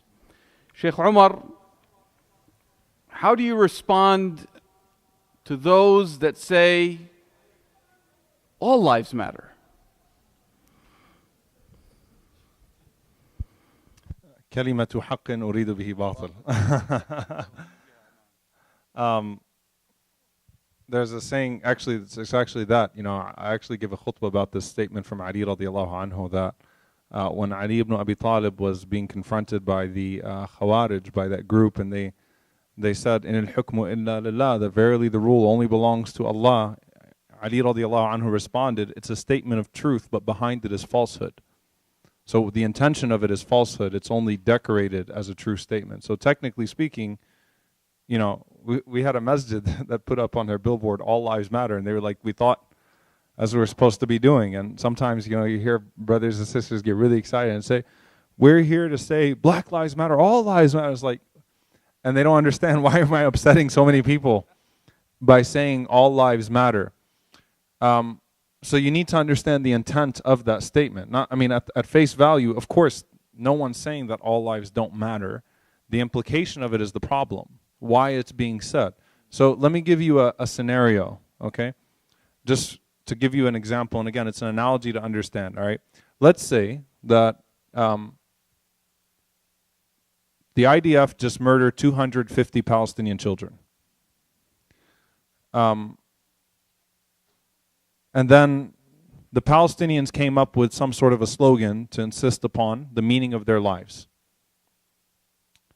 And then people on the other side, two sides, Israelis said, "Why are you saying Palestinian children's lives matter? All children's lives matter. All lives matter. Why are you assigning more value to Palestinian lives and not just saying all lives matter?"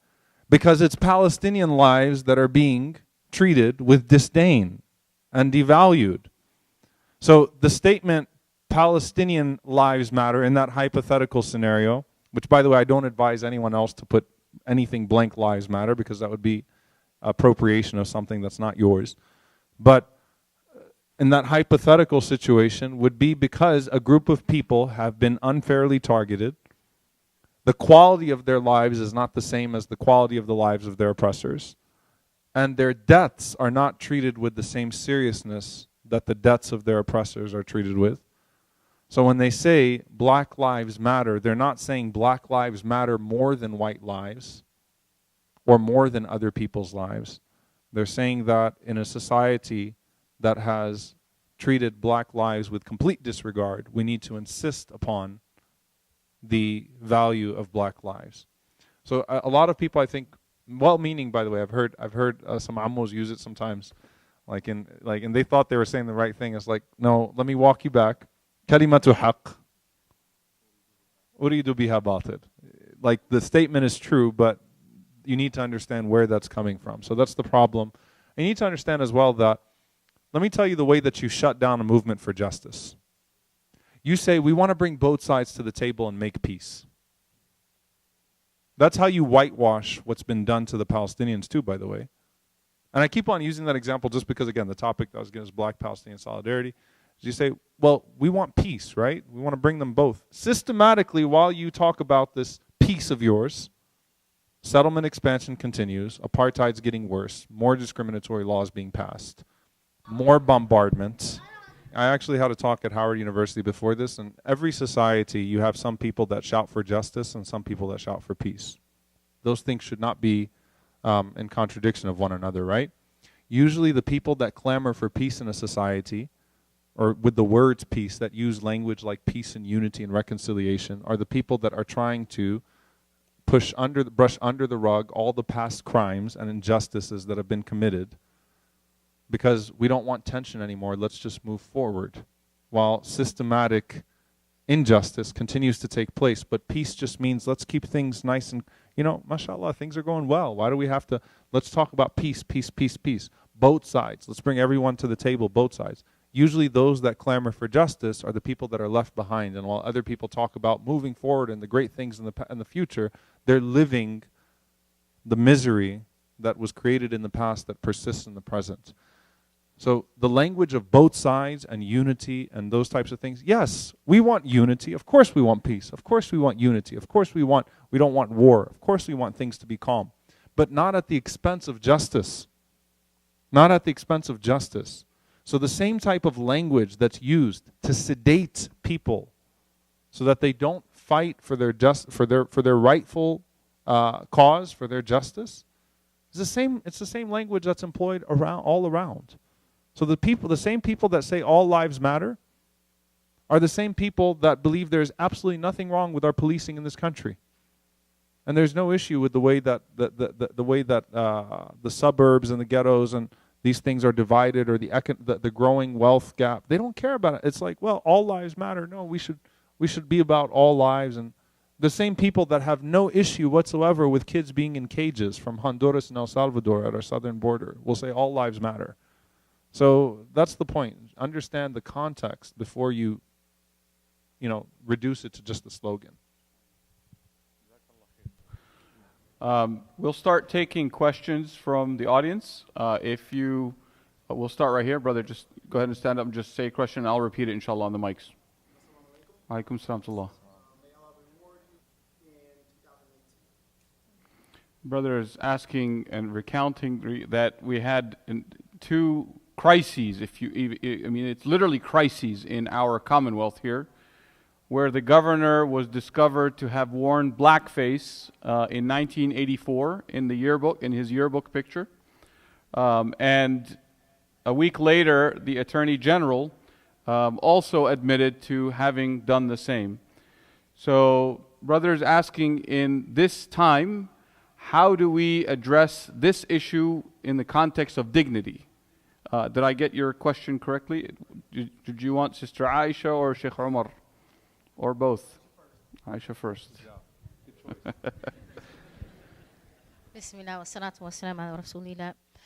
The first thing I want to say is that I don't think everybody fully understands what is blackface. And so if you'll give me a moment to explain what it is. When the governor was discovered wearing blackface, there was a particular time in history that white actors in what was called a minstrel show, a traveling show, would actually put black paint on their face to indicate that they were an African American. But by doing so, particularly the darker paint that they would use it to portray like gross stereotypes. So it was used not only to humiliate, but to make deep fun and mockery. And so blackface is known historically for portraying African Americans as lazy, stupid, reckless, with criminal behavior, and in the worst light.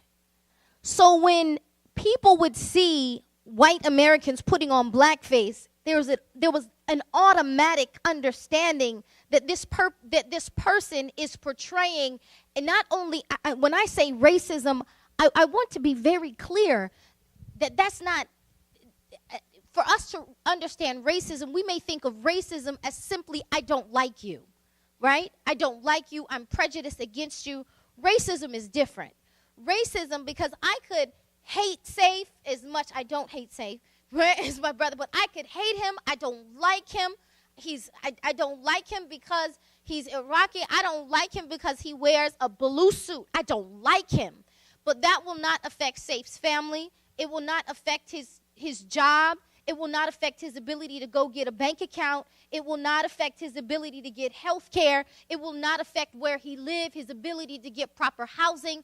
It will not affect his education. It will not affect his children, his grandchildren. It will not affect him beyond my own personal dislike. Racism is structural. What it says is, when I don't like you, I will write policies against you. I will create culture that will make other people have ideas about you that are not true. I will make an entire system that entire people will think that you are lazy, incompetent, not capable, uneducated, and have criminal or shifty behavior. Draw electoral boundaries. Right. It draws electoral. It will affect your ability to get proper education, get a bank account, get a house where you want to. It will affect your children's ability to be educated. It will affect you for generations to come. This is very different than I simply am prejudiced against you. So when that comes as we don't like this term, it makes us feel uncomfortable, but the basis in the foundation of racism is white supremacy. The idea of white supremacy means that not only how white you are in skin color, but how European you are. It's a very Hitler idea, right? And so when we understand blackface, what blackface is an outward expression of that structural racism. It's saying, I'm doing it, and it's so fun to me. It's so normative behavior that we could do it at a party, and this is how we joke and game, right? That our entertainment is your degradation. That's what blackface is. And so when the governor put on blackface, and for this to be acceptable behavior amongst his peers, for it to be acceptable behavior in that institution, how do you think institutions like that treated other African Americans? Do you think that they were afforded the same opportunity for education? Do you think they were afforded the same treatment? Do you think that their lives were valued the same? So that's the first aspect of it. Then he's standing next to someone who is in a Klansman suit. A Klansman suit is, I don't want you to think, a Klansman suit is not like a police officer. A Klansman suit is actually where basically this was terrorism 101. This was, we will find you, we will catch you for sport, like we hunt deer. We will find you, catch you, hang you by a noose, set you on fire, and sit and have tea and drink coffee. And tell our children, this is what you do to someone who looks like this. So when we have a governor who engaged in this behavior with his friends and his colleagues at an institution who thought it was an appropriate, no problem picture to put into a yearbook, we have someone who says, I openly identify with white supremacy. I openly and have no problem identifying with the humiliation, the degradation, and the structural racism specifically against black people. So how do we deal with that? We have to get educated. We have to get smart. It's not okay for us to keep kind of brushing it off as kind of, well, you know, boys will be boys, college people, you know, college kids do whatever. Oh, this is no big deal. No, it is 100% a big deal. It is the reason why we are in the situation that we have, everything from mass incarceration to police brutality.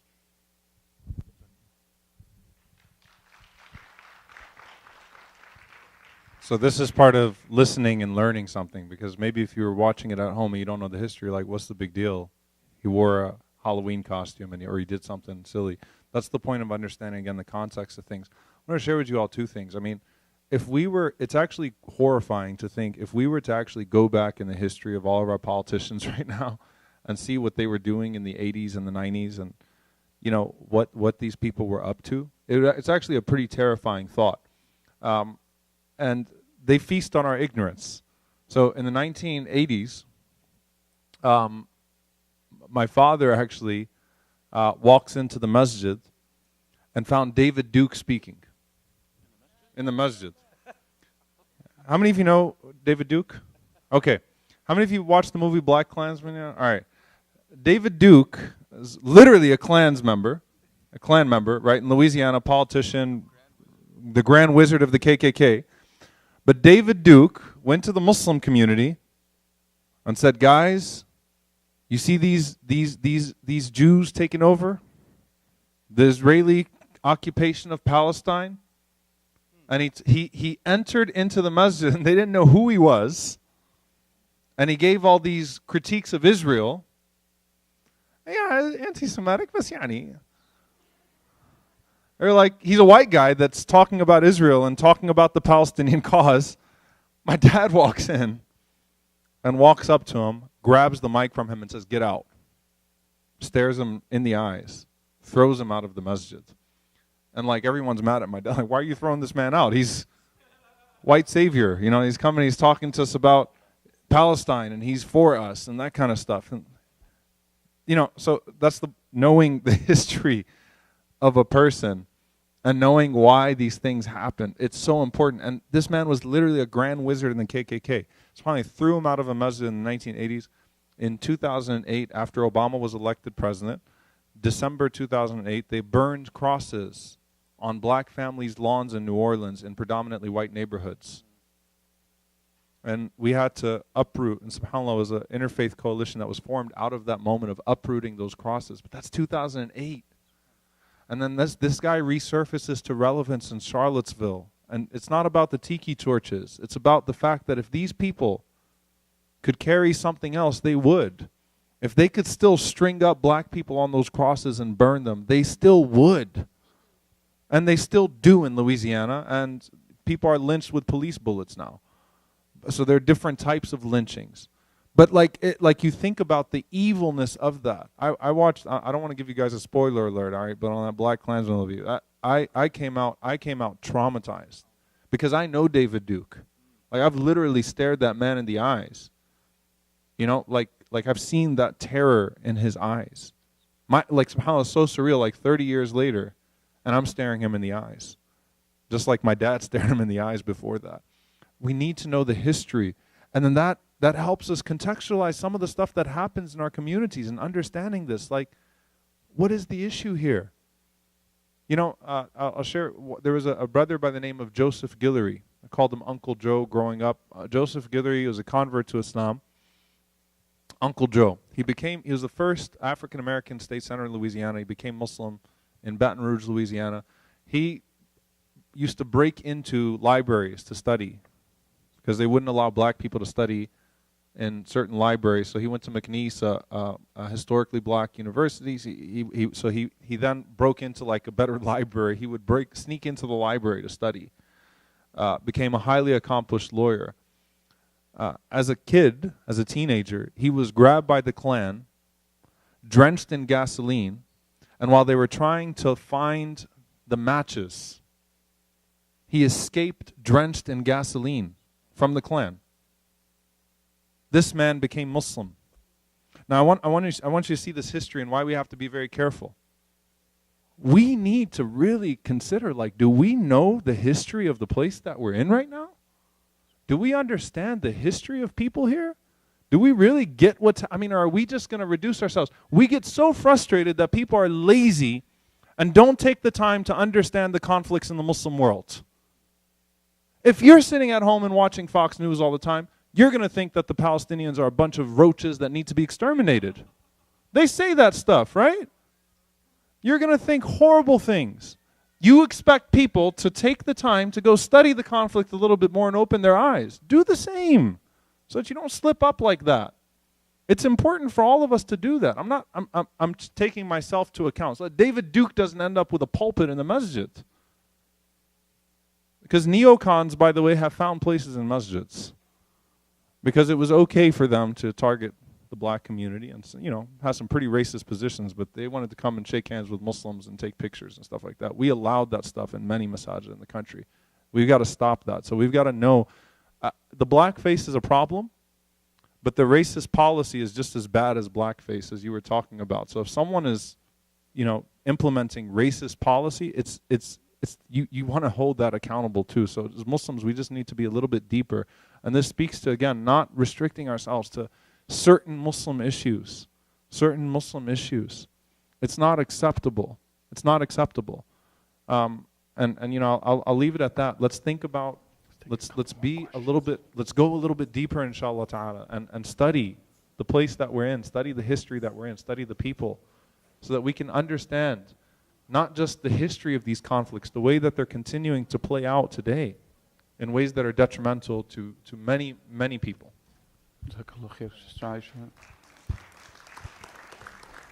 There was a really important point I just wanted to make. In 2007, there was an FBI report that came out that said that there was a mass amount of basically Klansmen and white nationalists who were entering into the police force.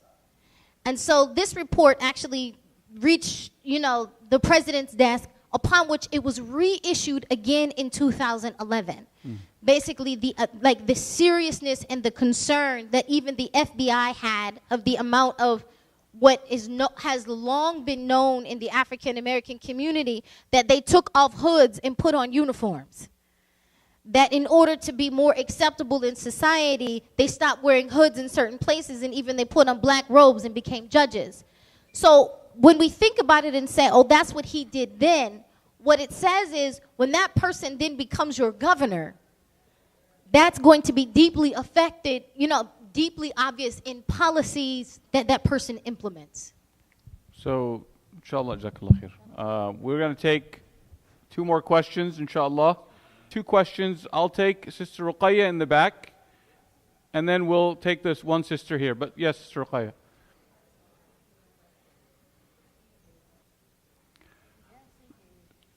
So the question is, is there any corroboration to that the governor of Mississippi is the current governor of Mississippi, the nephew of Roy Bryant, who was responsible for the murder of Emmett Till, young African American in Raise your hand if you know who Emmett Till is. That's not enough. So do you know the? Please look up Emmett Till. I want you to go home and YouTube lynching. Do we know the answer? Do we have any history? I don't. I actually, I went, subhanAllah, I took my, I can tell you this, subhanAllah, I took my family, we went on a civil rights bus pilgrimage last year in April with our, at that time, 8-year-old and 5-year-old. And we went through Mississippi, Alabama, Atlanta, Arkansas, Memphis, and we actually went to the Mississippi Delta where Emmett Till was, you know, where they have, you know, some of his family members still present there and things of that sort. Went through Selma, Birmingham, Montgomery, all these different places, and knowing, like, what stuck with my daughter, May, was Emmett Till. And a lot of people, subhanAllah, I think about Emmett Till a lot because a lot of people don't understand, and I know you didn't ask the question about that, but I think for the sake of everyone else, Emmett Till was mutilated because he supposedly whistled at a white woman. He was a 14-year-old boy, supposedly whistled at a white woman in Mississippi. And he was mutilated, drowned, I mean, horribly mutilated. And his mother had the courage. She said, I want an open casket. I want them to see what they did to my son. That actually spurred the civil rights movement. So just seeing the face of Emmett Till, the way that it looked after that mutilation took place. And I thought when Jordan Edwards was killed in Dallas, a lot of you don't even know Jordan Edwards' name. I mean, it's a beautiful family, honestly. And like what's left over, unfortunately, even though Roy Oliver ended up getting a 15-year sentence, which is not enough he took the life of a 15-year-old boy. But it was the first time in over 50 years in Dallas that you actually had a prosecution of a cop, because it was, the facts were just, there was no way he could get himself out of this. I thought that would spur, I thought it would be an Emmett Till moment for America, and it wasn't. It was actually really sad to me that this has become so normal that we move on.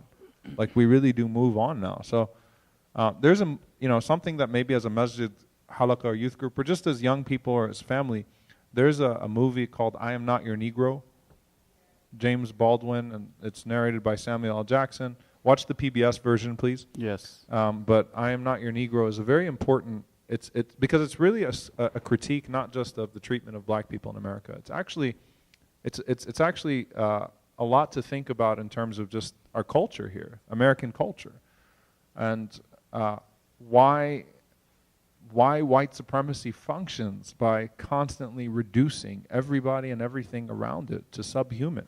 So it actually gives you a lot of insight and perspective. I mean, one of the first movies I actually sat there and took notes as I was listening to it. Even though it was written by James Baldwin, the correlating images with the voice was very powerful. And he goes through the death of Medgar, Malcolm, and Martin sort of as the backdrop of those scenes. So please do watch that, inshallah ta'ala. It'll give you a lot of perspective on how things are happening now. And the Emmett Till story is very important for us to know so that we can understand where that came out of.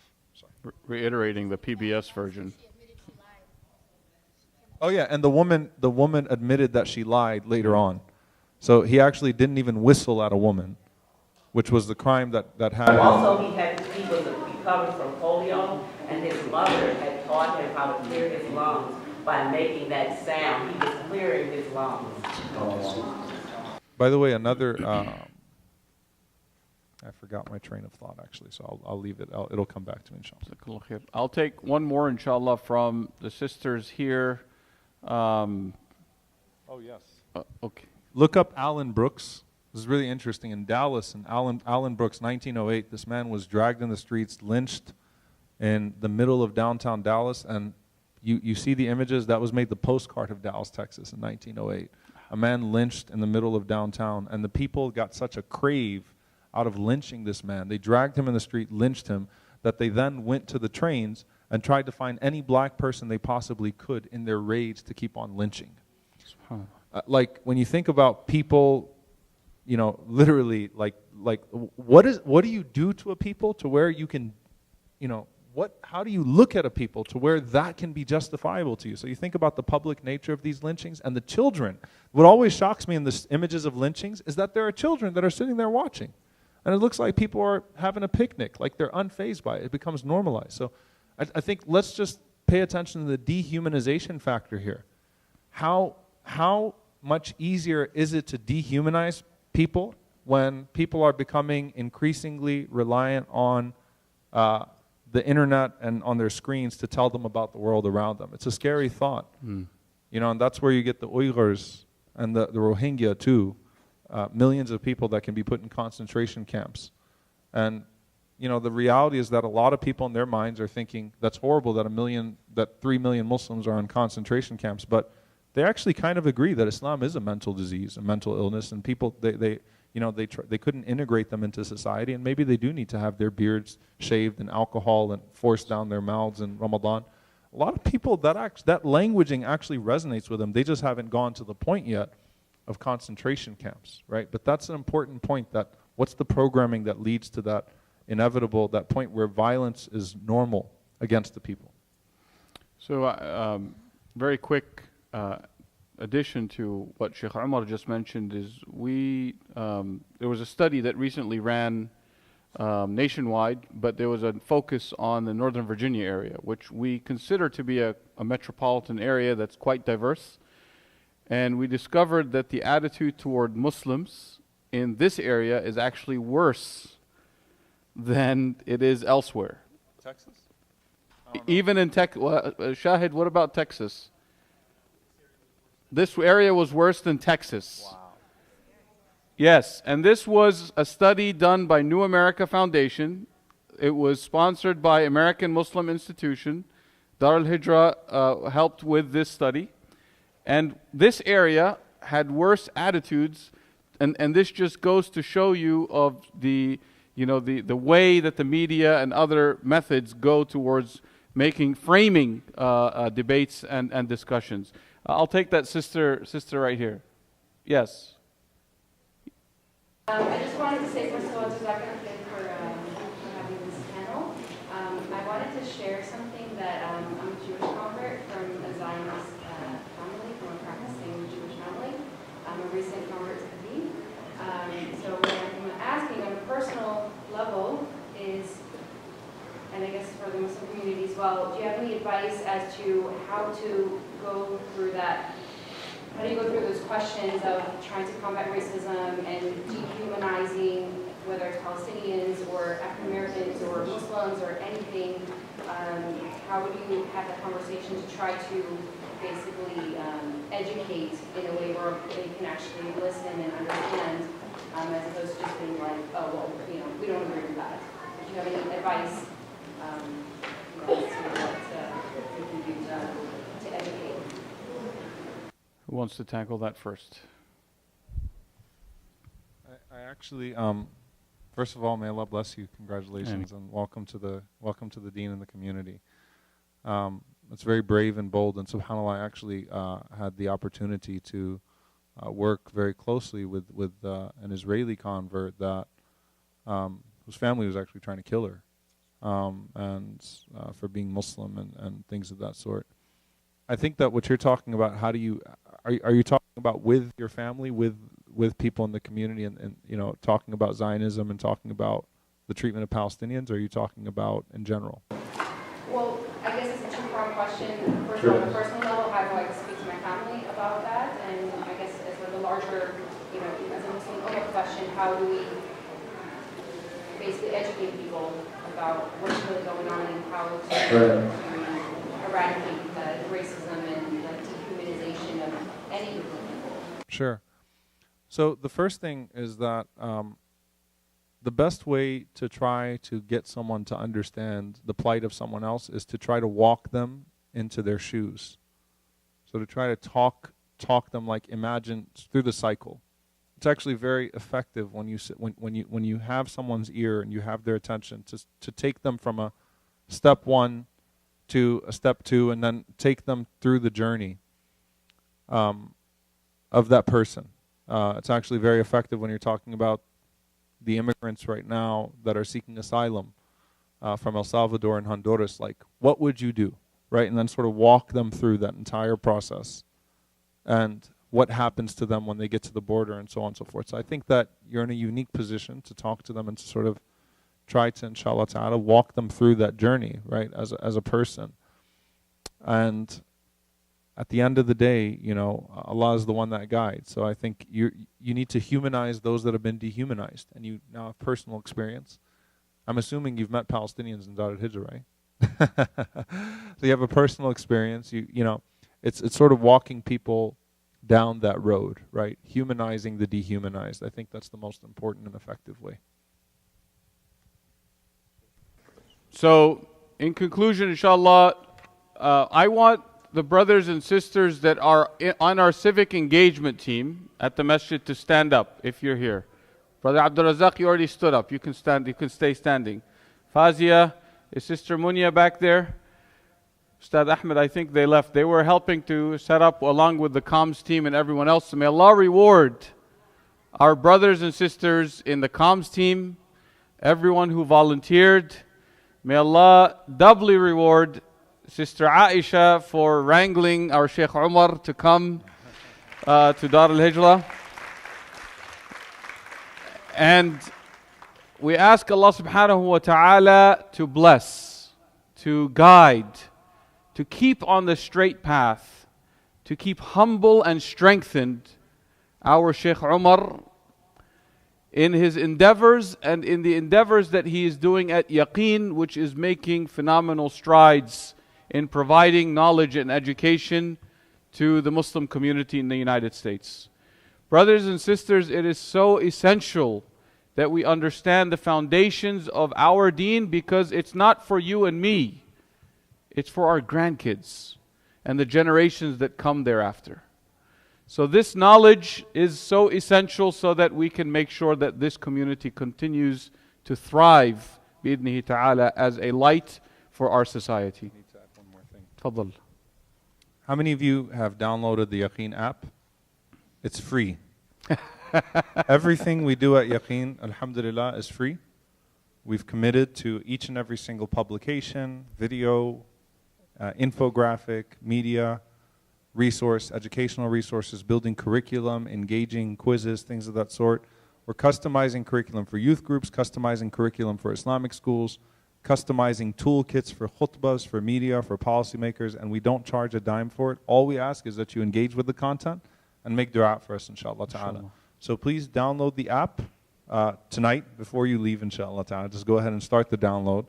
And inshallah, please do continue, make dua for us, follow us, and engage the content and spread as much of it as you can. Jazakumullah. Barakallah bik. And before we close, every Thursday night here in the library is when the civic engagement team at the masjid meets. And I would be remiss if I don't tell you what we're working on, because this is our program. The major thing we're working on right now is affordable housing, because this is a very important issue. The other thing is criminal justice reform. We are working on what's called bail reform in our community, because this is something that's essential.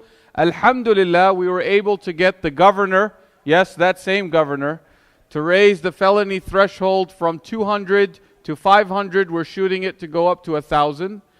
And I want you to understand why it's important, because in Fairfax County, the African American population is less than 10%. But in Fairfax County, the African American population represents up to 30% of the prison population. And no, if you're thinking they do more crimes, that's not the case. There's no incidence of difference in crime rates. There's a structural issue going on there. And this is part of what we're trying to change, not just because this is a Muslim issue, but as Sheikh Umar said, this is a justice issue. So Thursday nights after Isha, we meet in the library, and we're going to also be working on some school board issues bi'idhni ta'ala. So please join us. Jazakumullahu khairan. Subhanaka rabbika rabbil izzati amma yasifun. Wa salamun ala al-mursaleen. Walhamdulillahi rabbil alameen. Wassalamu alaikum wa rahmatullahi wa barakatuhu.